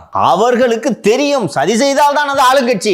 ஏனென்றால் அவர்கள் ஆளுங்கட்சியாக இருக்கும்போது இப்படி சதி செய்வார்கள். இது அரசியலுக்கான தர்மம் சார். ஆனால் சார், எங்கள் விஜய் அப்படி இல்லை, அவர் அப்படியெல்லாம் பண்ண மாட்டார் அப்படின்ற குரல்கள்லாம் பார்க்க முடியுதுங்க சார். அப்படிலாம் பண்ண மாட்டாங்கன்னா திருப்பி இப்போ ஜனநாயகனுக்கு பிறகு அடுத்த படத்துக்கு கதை கேட்டுட்டு போங்க. புரிஞ்சுக்குங்க. இங்கே பாருங்கள், நான் ரொம்ப லாங் பேக்கு நம்ம ஷோவில் தான் எனக்கு சொன்னதாக நினைவு. இதுதான் இந்த தொழிலின் தர்மம். உலகம் பூரா அரசியல் இப்படி தான் இருக்கும். என்ன நாங்கள் சொல்கிறாங்க சார், திரு எடப்பாடி வந்து பிரச்சாரத்துக்கு போகும்போது மாவட்ட செயலாளர் போலீஸ்கிட்ட என்ன அடுத்த 150 வருஷம் திமுக தான் இருக்கும் நீ நினைக்கிறியா அப்படின்னு மிரட்டுறாரு. அது ஒரு நல்ல செயல் மாதிரி விஜய் செய்யாததை குற்றம் சாட்டுறாரே திரு சவுக்கு சங்கர். அப்படி மிரட்டினாதாம்மா அது அரசியல். அந்த மாவட்ட செயலாளர் காவல்துறை அதிகாரியை பார்த்து இன்னும் 150 வருஷம் திமுக ஆட்சியில் இருக்கும்னு நினைக்கிறியா? பர்மிஷன் கொடுக்கலன்னா என்ன ஆகிற பார்க்குறியா என்று சொல்வதன் மூலம் வேகமாக பர்மிஷன் கொடுக்கறதுக்கு ஏற்பாடு பண்ணுறாரு. கரெக்டாக? நீங்கள் சார் பார்த்து பர்மிஷன் கொடுங்க சார்னு கெஞ்சினீங்கன்னா உங்களுக்கு அரசியல் தெரிலன்னு அர்த்தம். அரசியலில் இப்படி தாம்மா பண்ணணும். அவங்களுக்கு அரசியல் தெரிஞ்சதுனால தான் இப்படி பண்ணுறாங்க. ஸோ ஒரு எம்ஆர் விஜயபாஸ்கர் கிட்ட சொல்கிறாங்க, இது சார் இங்கே வேலுச்சாமி புறம் தான் கொடுத்துருக்குறாங்க அப்படின்னு சொன்ன உடனே சரி கூட்டம் சேர்ந்து சிக்கலான இடத்த தான் கொடுத்துருக்காங்க, இதுக்கு என்ன ஏற்பாடு பண்ணுவோன்னு அடாப்ட் பண்ணுறாங்களா? நீங்கள் அடாப்ட் பண்ணல, நீங்களும் தான் 5 இடத்த கேட்டீங்க, அவங்க இந்த இடத்த கொடுக்குறாங்க. இந்த இடத்த கொடுக்கும்போது வர கூட்டம் இப்படி கூட்டம் வரும் என்பதை நீங்கள் எதிர்பார்த்திருக்க வேண்டும் என்று தான் நான் சொல்கிறேன். சரியான திட்டமிடல் இல்லாதது தான் இந்த இதுக்கு காரணமா சார்? சரியான திட்டமிடல் இல்லை, திட்டமிடலே இல்லை. ஆதவ் அர்ஜுனும் ஜான் ஆரோக்கியசாமியோ இளைஞர்கள் அவங்களுக்கு சரியா விஜய் வழி நடத்த தெரியலையாங்க சார்? ஆதவ் அர்ஜுனோ ஜான் ஆரோக்கியசாமியோ இதுவரை எத்தனை அரசியல் கட்சிகளின் மாநாடுகளை நடத்தி இருக்கிறார்கள்? ஏன்னாங்க சார், ஏற்கனவே அந்த கார் மேலே அந்த கம்பம் விழும்போதே சார் அவங்களோட அறிக்கையை பார்த்தீங்கன்னா தெரியும், இதை மாதிரி தவறு நடந்துருச்சு, இதுலேருந்து படிப்பினையாக நாங்கள் கற்றுக்கிட்டு இதுக்கப்புறம் இதை சரி செஞ்சிருவோன்னா, நீங்கள் ஒவ்வொரு தடவையும் படிப்பினையை கற்றுக்கிட்டு வரதுக்குள்ளே எத்தனை இழப்புக்களை மக்கள் சந்திக்க வேண்டியது இருக்குல்ல சார்? சார் இந்த துயர சம்பவத்துக்கு பின்னாடி என்னதான் இவ்வளோ விஷயங்கள் நடந்தாலும் கூட செய்தி ஊடகங்கள் எப்படி சார் 5 நிமிஷத்தில் ஆஸ்பத்திரிக்கு போகிறாங்க, செந்தில் பாலாஜி அவர்கள் அப்படியே கொஞ்சம் அந்த 5 நிமிஷத்தில் அங்கே போகிறாரு, லைவ் ஓடுது, அங்கேருந்து கல்வித்துறை அமைச்சர் அன்பின் மகேஷ் பொய்யாமொழி அவர்கள் அங்கே வராரு, எப்படி சார் இதெல்லாம் சடனாக நடக்குது? அப்போ திட்டமிட்ட மாதிரியே தெரியுதுல்ல சார்? அதற்காக அவர்கள் உடனே சென்றார்கள் என்பதற்காக இந்த துயரச் சம்பவத்தை அவர்கள் திட்டமிட்டார்கள் என்று நாம் முடிவுக்கு வரக்கூடாது. அந்த துயரச் சம்பவத்திலிருந்து நமக்கான அரசியல் பலன்களை எப்படி அறுவடை செய்வது என்று அவர்கள் முயற்சி செய்கிறார்கள், அதை செய்கிறார்கள். இதுதான் அரசியல். நீங்கள் அவங்களை எப்படி தப்பு சொல்லுவீங்க? செந்தில் பாலாஜி அந்த ஊர் மந்திரிப்பா, அந்த ஊரோட முன்னாள் மந்திரி, அந்த ஊரில் தான் இருக்கிறாரு. இன்னொன்று ஆளை விட்டு செருப்பு வீசத்துக்கு ஏற்பாடு பண்ணியிருக்காரு, என்ன நடக்குதுன்னு பார்த்துட்டு இருக்க மாட்டார். இன்னொன்று திருநெல்வேலியில் இருக்கார், எங்கே இருக்கார் அவர்? கரூரில் தான் இருக்கார். எவ்வளோ நேரம் ஆகும் கரூர் ஜிஹெச்சுக்கு போகிறதுக்கு? கரூர் ஜிஹெச்சுக்கு போகிறாரு, மருத்துவர்களிடம் நன்றாக சிகிச்சை அளியுங்கள் என்று சொல்கிறார். சிகிச்சை எடுத்துக்கொண்டிருக்கக்கூடிய பேஷண்ட்ஸை பார்த்து ஆறுதல் சொல்கிறாரு. அதை ஃபேஸ்புக்கில் லைவ் போட்டு அவருக்கான மைலேஜ் எடுத்துக்கிறாரு. அதில் என்ன தப்பு? என்ன தப்பு? அரசியல் தானே இருந்தாலே, கேமராவோட தானே எல்லா அரசியலையும் போகிறாங்க. அவர் போகிறதுல என்ன தப்பு?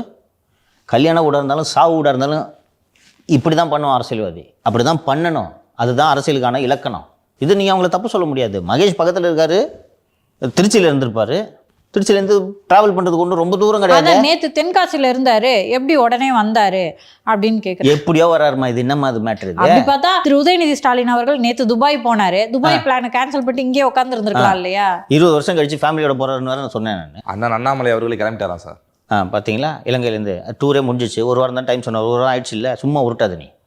அது மைலேஜ் எடுத்துக்க தான் செய்வாங்க, நீங்கள் அதை தவறு சொல்ல முடியாது. மீடியா அவங்களோட வேலை கவரேஜ் கொடுக்கறது, கவரேஜ் பண்ணாங்க. ஆனால் இன்னும் கூடுதலாக மைலேஜ் எடுப்பாங்க.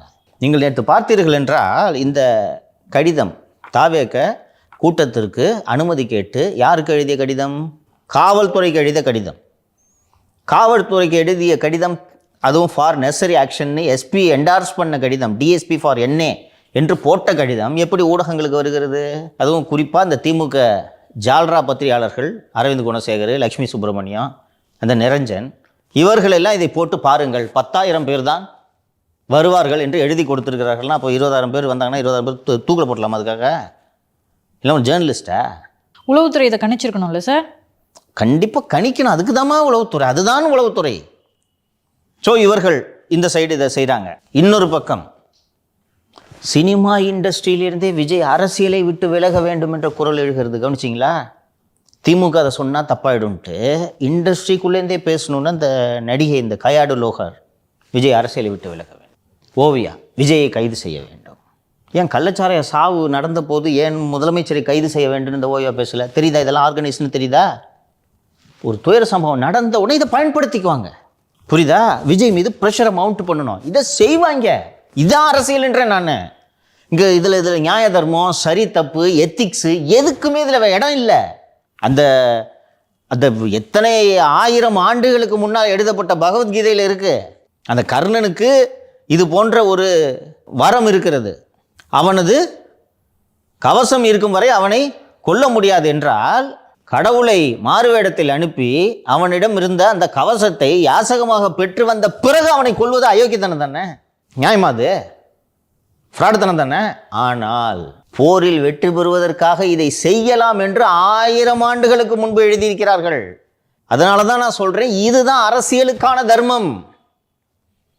அந்த தர்மத்தின் அந்த அங்க நின்றுகிட்டு நீங்க போர்க்களத்தில் புலம்பக்கூடாது.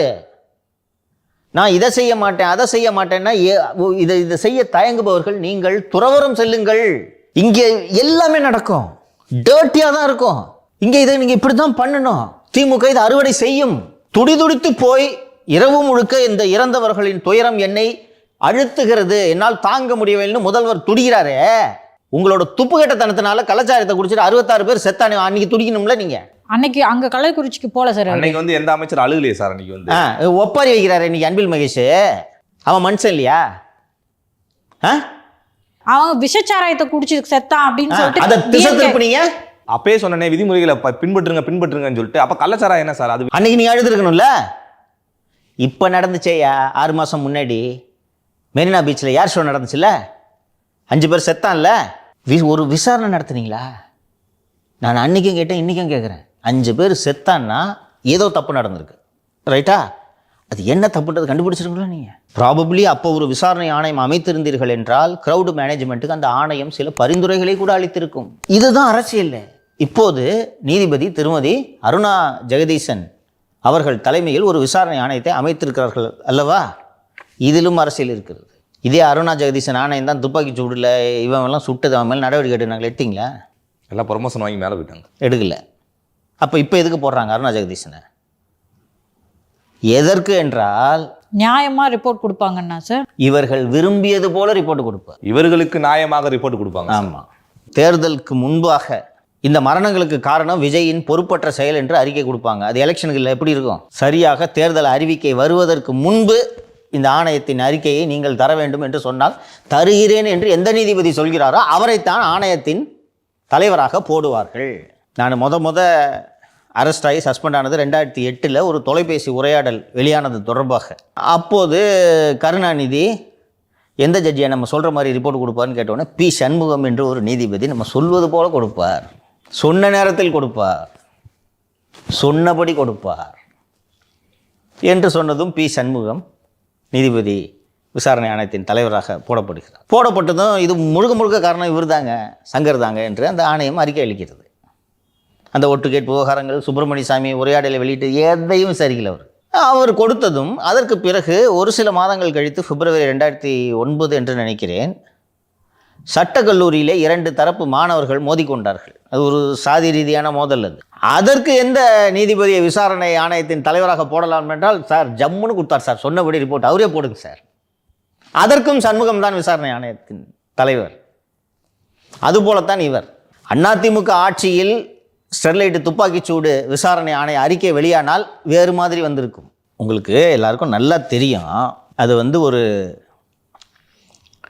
ஃபேக்ட் ஃபைண்டிங் இன்கொயரி கமிஷன், ரைட்டா?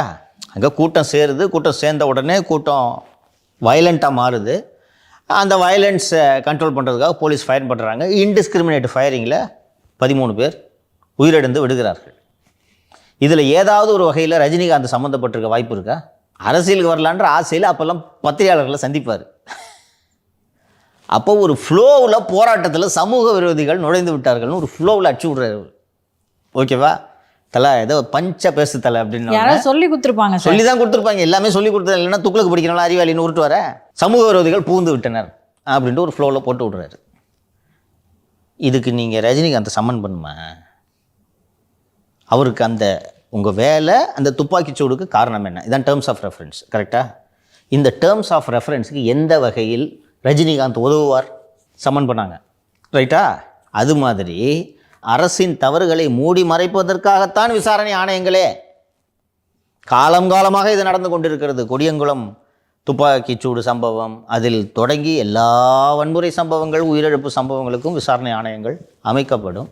அவை மண்ணோடு மண்ணாக புதைக்கப்பட்டது தான் வரலாறு. அதனால தான் அருணா ஜெகதீசன் கமிஷன். கரெக்டாக இந்த கமிஷனோட இவங்க பிளான் என்னவாக இருக்குன்னு நான் சொல்கிறேன். விஜயின் பொறுப்பற்ற தன்மையே காரணம். ஏற்கனவே டிஜிபி லீடு கொடுத்துட்டாரு. 12 மணிக்கு வரேன்னு சொல்லிட்டு 7 மணிக்கு வந்தார். இதையே கமிஷனில் சொல்லலாம்ல. விஜய் மட்டும் 12 மணிக்கு வந்திருந்தால் இந்த உயிரிழப்பு நடந்திருக்காது.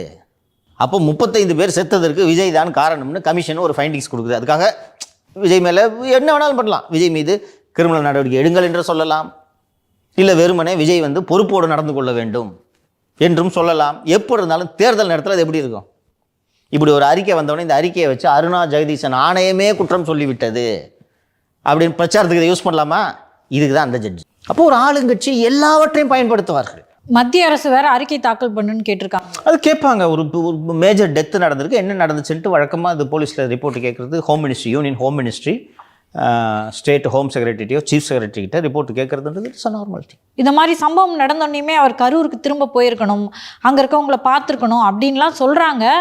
ஒன்று ப்ரெஸ்ஸை சந்தித்து பேசலை அப்படின்ற ஒரு குற்றச்சாட்டும் இருக்குது சார். விஜய் அவர்கள் கரூர் சென்று அந்த கரூர் அரசு மருத்துவமனைக்கு செல்கிறார் என்றால் இதே போல் இன்னொரு ஸ்டாம்பீடு நடக்க வாய்ப்பு இருக்கிறதா?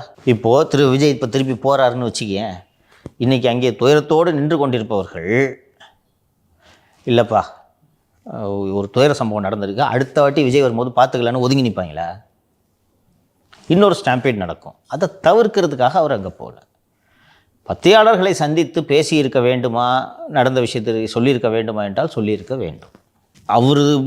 அவர் காரணம் நான் சொல்ல, ஆனால் அவர் மையப்புள்ளி இந்த பிரச்சனைக்கு இல்லையா? அவர் அங்கே போகலன்னா இது நடந்திருக்கவே போகிறது இல்லை. அவரை பார்க்க தான் அவ்வளோ பேர் வந்தான், அவரை பார்க்க வந்தவன் தான் உயிரை விட்டுருக்கான். அறிக்கை கொடுத்துருக்காங்களே அதை மட்டும் சொல்லிட்டு போயிருக்கலாம் சார். மனசு கஷ்டமாக இருக்குது, ஆளுங்கட்சியோட சதி அப்படின்னு 2 வார்த்தை சொல்லிட்டு போயிருந்துருக்கலாம். பேசியிருக்கலாம், பத்திரிகையாளர் சந்திக்க வேண்டும், சந்தித்திருக்கலாம். ஏன்னா செல்வி ஜெயலலிதா எப்போ அவங்க பேசணும்னு முடிவு பண்ணுறாங்களோ அப்போல்லாம் பேசி ஸ்கோர் பண்ணிவிடுவாங்க. ஸோ பேசிக்காக ரிப்போர்ட்டர்ஸ் அப்படின்றவங்க வந்து மக்களை சந்திப்பதற்கு நடுவில் இருக்கும் ஊடகம் தான் அவங்க. ஸோ நீங்கள் மக்களை அட்ரஸ் பண்ணியிருக்கணும் அப்படின்றது. மக்களை சந்திக்கலாமா? மக்களை சந்திச்சிங்கன்னா மொத்த மீடியாவும் திமுக மீடியா தானே. ஸோ வேண்டுமென்றே நீங்கள் கொலைப்பழிக்கு ஆளாகி இருக்கிறீர்கள்னு கேள்வி கேட்க வச்சு அதை ஒரு இன்சிடென்ட் ஆக்குவாங்களா மாட்டாங்களா? நேற்றுலாம் சார் அந்த பத்திரிகையாளர் நெல்சன் சேவியர் அவர்கள் உட்காந்து இதில் பேசுகிறாரு, இந்த நிபந்தனைகள்லாம் பின்பற்றாதனால தான் இந்த விளைவுக்கு முக்கிய காரணம் விஜய் தான், இது முக்கிய காரணம் அப்படின்னு பேசுகிறார் சார். அப்படி தான் பேசுவார், வேற எப்படி பேசுவார் சார்? இன்னொன்று சார், அந்த கள்ளச்சாராயம் அந்த இறப்பு நடந்துச்சுல சார், அதை பற்றிலாம் ஊடகங்கள் விவாதிக்கல. அந்த ஏர் ஷோ நடந்துச்சு, அதை பற்றி இருந்ததெல்லாம் பெரிய நியூஸாகவே வரல. இது 40 பேர் பலி, இன்னும் ரெண்டையும் சேர்த்து ரிப்போர்ட் பண்ணணும். நான் இது ரிப்போர்ட் பண்ணக்கூடாதுலாம் நான் மீடியா சொல்ல மாட்டேன். இதை ரிப்போர்ட் பண்ணுறதும் அவங்களோட கடமை. ரெண்டையும் சேர்த்து ரிப்போர்ட் பண்ணியிருக்கணும். நீங்கள் இது பண்ணும்போது அங்கே அந்த கள்ளச்சாராய மரணங்களுக்கு அவர் முதல்வர் அங்கே போகவே இல்லை அப்படின்றத சொல்லியிருக்கணும். நீங்கள் இது ஏர் ஷோவில் 5 பேர் செத்ததுக்கு இன்னைக்கு வரைக்கும் என்கொயரி நடக்கலப்பா. எனக்கு என்னென்னா எங்கேயோ ஒரு தப்பு நடந்திருக்குல்ல, அந்த தப்பு என்னன்றது தெரிஞ்சுக்கிட்டா நாளை இந்த தப்பை நீங்கள் ரிப்பீட் பண்ணாமல் இருக்கலாம். அதுக்காவது ஒரு என்கொயரி கண்டக்ட் பண்ணியிருக்கணும்ல. அன்றைக்கி குடும்பத்தோடு உட்காந்து ஏர் ஷோ வேடிக்கை பார்த்துட்டு 5 பேர் செத்துருக்காங்க, ஆளுக்கு 5 லட்சம் சொல்லி தூக்கி விட்டு நீ பாட்டுக்கு போகிறீங்க. இதுக்கு உடனடியாக நான் கரூரிலிருந்து வரும் செய்திகள் துயரம் அளிக்கின்றன. 8 மணிக்கெலாம் நேற்று முதல்வர் ரிலீஸ் பண்ணிட்டார். இப்போ வண்டி எடுங்க போங்க, எலெக்ஷன் டைம்ப்பா, எல்லாரும் வேஷம் போடுவாங்க. இதுக்கு நடுவில் சார் மாசு விகடனோட ஃபோனை அட்டன் பண்ணி பேசுகிறாருங்க சார். அது கிட்னி விவகாரம் தொடர்பாக வந்து கால் பண்ணிக்கிறதுக்கு நீ என்ன வேணா எழுதிக்க, அதெல்லாம் ஓட்ட சொல்ல முடியாதுன்னு சொன்னார் சார். என்ன சார் இது? இந்த நேரத்தில் அவங்களும் ஸ்கோர் பண்ணுவாங்க. மாசு ஆனால் நேற்று ரொம்ப பக்குவமாக தான் பைட்டு கொடுத்தாரு. இது பாருங்கள், நாங்கள் இந்த அரசியல் செய்ய விரும்பலை, மருத்துவ சிகிச்சை சம்மந்தமாக மட்டும் அவர் தான் இந்த இதில் சொன்னார். பிராட் டெட் தான் நம்பர்ஸ் அதிகம், ஹாஸ்பிட்டலுக்கு வந்தவங்களெல்லாம் நாங்கள் காப்பாற்றிட்டோம், இறந்து கொண்டு வரப்பட்டவர்களின் எண்ணிக்கை தான் அதிகம் என்று தான் திரு மாசு அவர்கள் சொன்னார். ஸோ இப்போ திரு விஜய் அவர்கள் எதில் கவனம் செலுத்தணும், அடுத்த கட்டமாக அரசியல் அவர் வந்து என்ன செய்யணும்னு நீங்கள் நினைக்கிறீங்க சார்? அவர் தானே கட்சி தொடங்கினார், அவர் தான் எல்லாவற்றையும் ஆலோசித்து முடிவெடுக்க வேண்டும். அதான் ஆலோசகர் இல்லையே, கூட இருக்கவங்களாம் ரொம்ப சின்ன பசங்க தான். ஆதவா இருக்கட்டும், ஜான் ஆரோக்கியசாமி, அப்போ ஆலோசகர்களை மாற்றுங்க, அரசியல் தெரிஞ்சவங்களா வைங்க. 9 கோடி ரூபாய் கொடுத்தாச்சே ஜான் ஆரோக்கியசாமிக்கு. அப்போ என்ன விஜய் காசு இல்லாமல் இருக்காரு? மறுபடியும் பிரசாந்த் கிஷோர் அவர்களை கூட்டுக்காரு. இப்போ கூப்பிட்டாலும் வரமாட்டார். பீகார் தேர்தலில் பிரச்சாரத்தில் அவர் ஒரு கட்சி வச்சிருக்காரு, அடுத்த முதல்வர் சார், பீகாரோட அடுத்த முதல்வர். அதனால் அவர் அதில் பிஸியாக இருக்கார். லுக், விஜய் அவர்களுக்கே தெரியணுமா, ஆலோசகர்கள் சொல்லி தானே எல்லாம் தெரியணும். ஆலோசகர்கள் வந்து உங்களுக்கு ஐடியாஸ் கொடுக்கறதுக்கு தான். அரசியல் எப்படி நடத்தணுன்றதே உங்களுக்கு ஆலோசகர்கள் சொல்லி தான் தெரியணும்னா எதுக்கு நீங்கள் அரசியல் வரீங்க? விஜய் வந்து எவ்வளவு மன வருத்தத்தில் இருப்பார்ன்றதை என்னால் ஒரு கில்ட்டியாக ஃபீல் பண்ணுவார் அப்படின்றத நம்மளால் தான் நடந்துச்சுன்னு ரொம்ப குற்ற உணர்ச்சியோடு ரொம்ப வருத்தப்பட்டு இருப்பார் என்பதில் எனக்கு துளியும் மாற்று கருத்து இல்லை. பட் இதை நீங்கள் தவிர்த்துருக்கலாம் தானே. எதிரி உங்களுக்கு வலை விரிக்கிறான்றதை புரிஞ்சுக்காமல் நீங்கள் எதுக்கு சார் அரசியல் வரீங்க? வலை தான் விரிப்பாங்க. இன்னொரு மாதிரி அதிமுக இப்போ ஆட்சியில் இருந்தாலும் இந்த சிக்கல் கொடுக்கும். ஸ்கேல்ஸ் மாறுபடும். புதுசாக ஒரு எதிரி உருவாகிறான், அந்த எதிரி வளர்ந்துக்கிட்டே இருக்கான், அவன் நல்லா வளரட்டும்ப்பா, வளர்ந்து நம்ம காலி பண்ணிட்டுப்பான்னு எப்படிப்பா இருப்பாங்க? எப்படி அரசியல் இயங்கும்? அப்படி எந்த கட்சி விடும்? தமிழ்நாட்டில் பிஜேபி ஆட்சியில் இருந்துச்சுன்னா விஜய் வளர விடுமா? தவிர்க்க முடியாமல் வளர்ந்துட்டா கூட்டணி வச்சுப்பாங்க. இல்லைன்னா கட்சியில் இருக்க ஆளை உருவிடுவாங்க. எல்லாமே செய்வாங்கப்பா, அதான் அரசியல். இது சினிமா போல எளிதல்ல என்பதை விஜய் அவர்கள் புரிந்து கொள்ள வேண்டும். முதலில் விளையாட்டுத்தனமாக கட்சியை தொடங்கி மிக எளிதாக நாம் சினிமாவை போலவே ஜெயித்து விடலாம் என்று நினைக்கிறார். ஆனால் இது அப்படி அல்ல. எல்லா ஃபேக்டர்ஸையும் நீங்கள் தானே சார் அனலைஸ் பண்ணியிருக்கணும். கட்சி தொடங்குனீங்க, பேசுறீங்க, எவ்ரிதிங் ஃபைன். உங்கள் எதிரி ஒவ்வொரு தருணத்திலும் உங்கள் காலை வாருவதற்கான முயற்சியில் எதிரி ஈடுபடுவான். உங்களை தவிர அத்தனை பேருமே அரசியலில் உங்கள் எதிரிகள் தான். நண்பர்களே அரசியலில் கிடையாது, யாருமே ஃப்ரெண்ட்ஸ் கிடையாது. நீங்கள் சொல்லுவீங்க சார், கூட இருக்கவன கூட சந்தேகப்படணும்னு சொல்லி. ஆமாம், விஜய்க்கு தேவை ஆலோசகர்கள், ஆனால் கூட இருக்கிறது போல ரசிகர்கள். பையன் விஜய் கிட்ட நெருங்க முடியல, அதனால இந்த கிரீஸை தாண்டி மேலே ஏறுறான். இவங்க விஜய் கூட இருக்கிறதுனால கிரீஸ் எல்லாம் தாண்டாமல் உட்காந்துருக்காங்க. இவ்வளோ தான் வித்தியாசம். அந்த மரத்தில் ஏறுற ஃபேன்ஸுக்கும் ஆதவ அர்ஜுனுக்கும் ஜான் ஆரோக்கியசாமிக்கும் பெரிய வித்தியாசம்லாம் கிடையாது. இதை தான் நான் இன்டைரக்டாக இண்டிகேட் பண்ணிட்டு இருந்தேன். இதை புரிந்து கொண்டு அரசியல் செய்ய வேண்டும் திரு விஜய் அவர்கள். அரசியல் எளிதல்ல, இனியும் சும்மா விட மாட்டாங்க.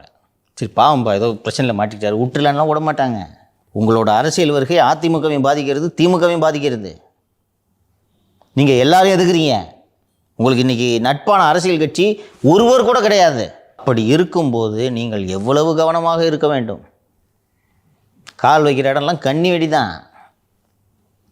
அதுக்கு நடுவில் பூந்து தப்பிக்கிறது உங்கள் சாமர்த்தியம்.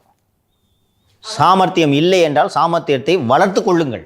அதனால் கிடைக்கக்கூடிய பலனும் ரொம்ப பெருசு இல்லை சார்? ரொம்ப பெருசு. அந்த பலனுக்கு தானே நீங்கள் ஆசைப்படுறீங்க, அந்த பலனுக்கு ஆசைப்பட்டு தானே நீங்கள் வர்றீங்க. அவ்வளோ பெரிய சினிமாவை விட உங்களுக்கு இந்த பலன் முக்கியமாக தெரிவதால் தானே நீங்கள் இங்கே வருகிறீர்கள். அப்போது அதற்கான ஆபத்துகளையும் நீங்கள் எதிர்கொண்டு தான் ஆக வேண்டும். யாரும் நீங்கள் உங்களை ஜெயிக்க வைக்கிறதுக்காக எந்த அரசியல் கட்சி இங்கே அரசியல் கட்சி நடத்தலை, புரிஞ்சுக்குங்க. எந்த அரசியல் தலைவரும் நீங்கள் வெற்றி பெறுவதற்காக அரசியலில் இல்லை என்பதை புரிந்து கொள்ளுங்கள். உங்களை அழிப்பது தான் அவர்களுடைய தர்மம். அதிமுக தர்மம் எதுமா? விஜய் வீழ்த்துவது. திமுக என்கிட்ட 2.5 வருஷம் கேட்ட ஒரு கட்சி இருக்கவே கூடாதுன்றதான் அதிமுகவோட கொள்கை. நேற்று போய் நீங்கள் அதிமுகவும் பாஜகவும் பொருந்தா கூட்டணின்னு அவங்களையும் நோன்றீங்க. அது பொருந்தா கூட்டணியா பொருந்துற கூட்டணியான்றதை நாங்கள் முடிவு பண்ணிக்கிறோம். முதல்ல நீ இருக்கக்கூடாதுன்றதான் அதிமுக நினைக்கணும். அதாவது திரு விஜய் அவர்கள் இப்போதான் அரசியலுக்கு வராரு, அவருக்கு சில ஆலோசனைகள் நீங்கள் சொல்கிறீங்க சார். அதிமுகவை நட்பு சக்தியாக வச்சுக்கோங்க, அவங்கள அட்டாக் பண்ணாதீங்க, குறைஞ்சபட்சம் கொஞ்ச நாள் சர்ப்ரைஸில் விடுங்க அப்படின்ற மாதிரி தகவல்களை சொல்கிறீங்க. இப்போது அதை மாதிரி அதிமுகவை எப்போல்லாம் அட்டாக் பண்ணுறாரோ திரு விஜய் அவர்கள், நாளைக்கு சவுக்கு சங்கர் கதற போகிறாரு அப்படின்ற மாதிரி விஷயங்களெல்லாம் பேசுகிறாங்க சார். இதை எப்படி பார்க்குறீங்க சார்? அவர்களது அரசியல் பக்கம் அவ்வளோதாம்மா. நான் ஏம்மா கதறேன்? அதிமுகவை இப்போது நீங்கள் எதிரியாக்க வேண்டிய தேவையில்லைன்றேன். உங்களோட செல்வாக்கை வளர்ப்பதற்கு நீங்கள் 2 ஆளும் கட்சிகளை தாக்கினால் போதும். அதிமுகவை இப்போ ஏன் எதிரியாக்கணும்? இது ஒரு நல்ல ஸ்ட்ராட்டஜி இல்லைன்றேன். அதிமுக கூட கூட்டணி இல்லைன்றதை நீங்கள் முடிவு பண்ணாலே முடிஞ்சு போச்சு இல்லையா? வேறு யாராவது கழுத்தில் கத்தி வச்சு உங்களை கூட்டணிக்கு போன கட்டாயப்படுத்த முடியுமா? முடியாது. அப்போது இப்போதே ஏன் அந்த சஸ்பென்ஸை உடைகிறீங்க? அவர் சொல்கிறதுலேயே ஒரு முரணாக இருக்குது சார். திமுகவுக்கும் தாவேக்காவுக்கும் தான் போட்டின்னு சொல்கிறாரு. அப்புறம் ஏன் சார் அதிமுக விமர்சிக்க வேண்டிய தேவை? ஏன்னா இவரே வளர்த்து விடுற மாதிரி இருக்குல்ல சார். அது அதிமுகவையும் நான் விமர்சிக்கிறேன், திமுகவையும் நான் விமர்சிக்கிறேன். ஸோ மக்கள் எனக்கு மட்டும்தான் ஓட்டு போடணும். எனக்கும் திமுகவுக்கும் தான் போட்டி. 3வது இடத்துக்கு தான் அதிமுக போட்டி போடுதுன்றதை அவர் கன்வே பண்ணுறார். சரியா? ஸோ இவர் அதிமுக கூட கூட்டணி இல்லை என்றாலும் அதை டிசம்பரில் சொல்லலாம் என்கிறேன் நான். நேற்று நீங்கள் அதிமுக பிஜேபி கூட்டணி பொருந்தா கூட்டணின்னு சொல்லிட்டீங்க. இப்போ அவங்களும் உங்களை தாக்குறாங்க, திமுகவும் உங்களை தாக்குவாங்க. ஒரே நேரத்தில் இந்தியா சீனா கூடயும் பங்களாதேஷ் கூடயும் பாகிஸ்தான் கூடயும் சண்டை போட முடியுமா? அதான் சார், இதை மாதிரி சிறந்த அறிவுரையை கொடுத்தா அவங்க ஏற்றுக்கிற மனப்பக்குவத்தில் இல்லையோ திரு விஜய் முதற்கொண்டு? ஏற்றுக்கிட்டா ஏற்றுக்குங்க, ஏற்றுக்கலைன்னா போங்க. நமக்கு என்னமா வந்துச்சு? ஒரு பார்வையாளராக, ஒரு அரசியல் நோக்கராக இருப்பதை பதிவு செய்கிறோம். அது உங்கள் விருப்பம், உங்கள் கட்சி. அவரும் ஒரு ஃபேன் பாய்ஸை தான் சார் விரும்புகிறாரு. ஆதவ் போன்ற, ஜான் ஆரோக்கியசாமி போன்றவர்களுடைய அறிவுரையை தான் விரும்புகிறாரு. அப்போ அதன் மூலமாக இப்படியான இழப்புகள் நேரும் போது மனசுக்கு கவலையாக இருக்குது. ஃபேன் பாய்ஸோட ஆலோசனையில் நடக்கும் கட்சி எப்படி பரிமளிக்க போகிறது என்பதை 2026 தேர்தல் நமக்கு உணர்த்தும். அடுத்த கட்டமாக என்ன முன்னெடுப்பு எடுக்க போகிறார் சார்? உங்களுக்கு எதுவும் தகவல் வந்துச்சா சார்? இல்லை, இப்போதைக்கு அவர்கள் யோசிக்கும் நிலையிலேயே இல்லை. என்ன சிக்கல்னா, அடுத்து அவர் பிரச்சாரம் செய்ய அனுமதி கேட்கும் இடங்களில் அனுமதி மறுக்கப்படும். காவல்துறை இனிமேல் வசதியாக போச்சு திமுகக்கு. எங்கே பிரச்சாரத்துக்கு அனுமதி கேட்டாலும் ரிஜெக்டட். அதை எடுத்துகிட்டு விஜய் என்ன பண்ணுவார்? கோர்ட்டுக்கு போகுது. கோர்ட்டுக்கு மட்டும் என்ன சொல்லும்? அப்போ போய் விஜய் ரசிகர்கள் இப்படியெல்லாம் நடந்து கொண்டார்கள், இப்படி நடந்தது, இவ்வளோ உயிரிழப்புகள்னு இந்த பட்டியலில் நீதிமன்றத்தில் கொடுப்பாங்க. கோர்ட் என்ன சொல்லுவாங்க? நீதிபதி காட்டமாக ஏதாவது சொல்லுவார், அதை உடனே மீடியாக்கள் பெருசாக பேசும். கோர்ட்டும் ரிஜெக்ட் பண்ணோம். அவங்களுக்கு உயிர் தான் முக்கியம், பிரச்சாரம் முக்கியம் கிடையாது. அப்புறம் என்ன பிரச்சாரம் முக்கியமா? அதோட உயிரை விட சொல்லுப்பா. இல்லை சார், உயிர் தான் சார். உச்சநீதிமன்றம் போவீங்க, உச்சநீதிமன்றம் என்ன சொல்லும்? அப்போது நெருக்கடி இல்லாத மைதானங்களை நீங்கள் தேர்ந்தெடுக்க, பிரச்சாரமும் பண்ணாமல் இருக்க முடியாது. ஸோ இது உங்களுக்கு ஒரு சேலஞ்சு. விஜயோட அரசியல் பிரவேசத்துக்கு இது ஒரு மிகப்பெரிய சவால். இதிலிருந்து நீங்கள் எப்படி சாமர்த்தியமாக எழுந்து வருகிறீர்கள் என்பதை பார்க்கத்தான் போகிறோம். சரி சார், இன்றைய அரசியலில் அந்த துயர சம்பவத்தை பற்றி எப்படியெல்லாம் நடந்துச்சு, பல கோணங்களில் நம்ம அலசி ஆராய்ஞ்சோம் சார். தொடர்ந்து நாளை பேசுவோம் சார். நன்றி சார். நன்றி.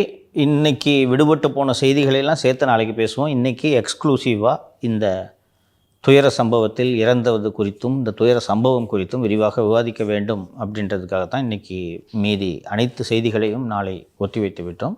மீதமுள்ள செய்திகள் எல்லாவற்றையும் நாளைக்கு பேசுவோம். நன்றி.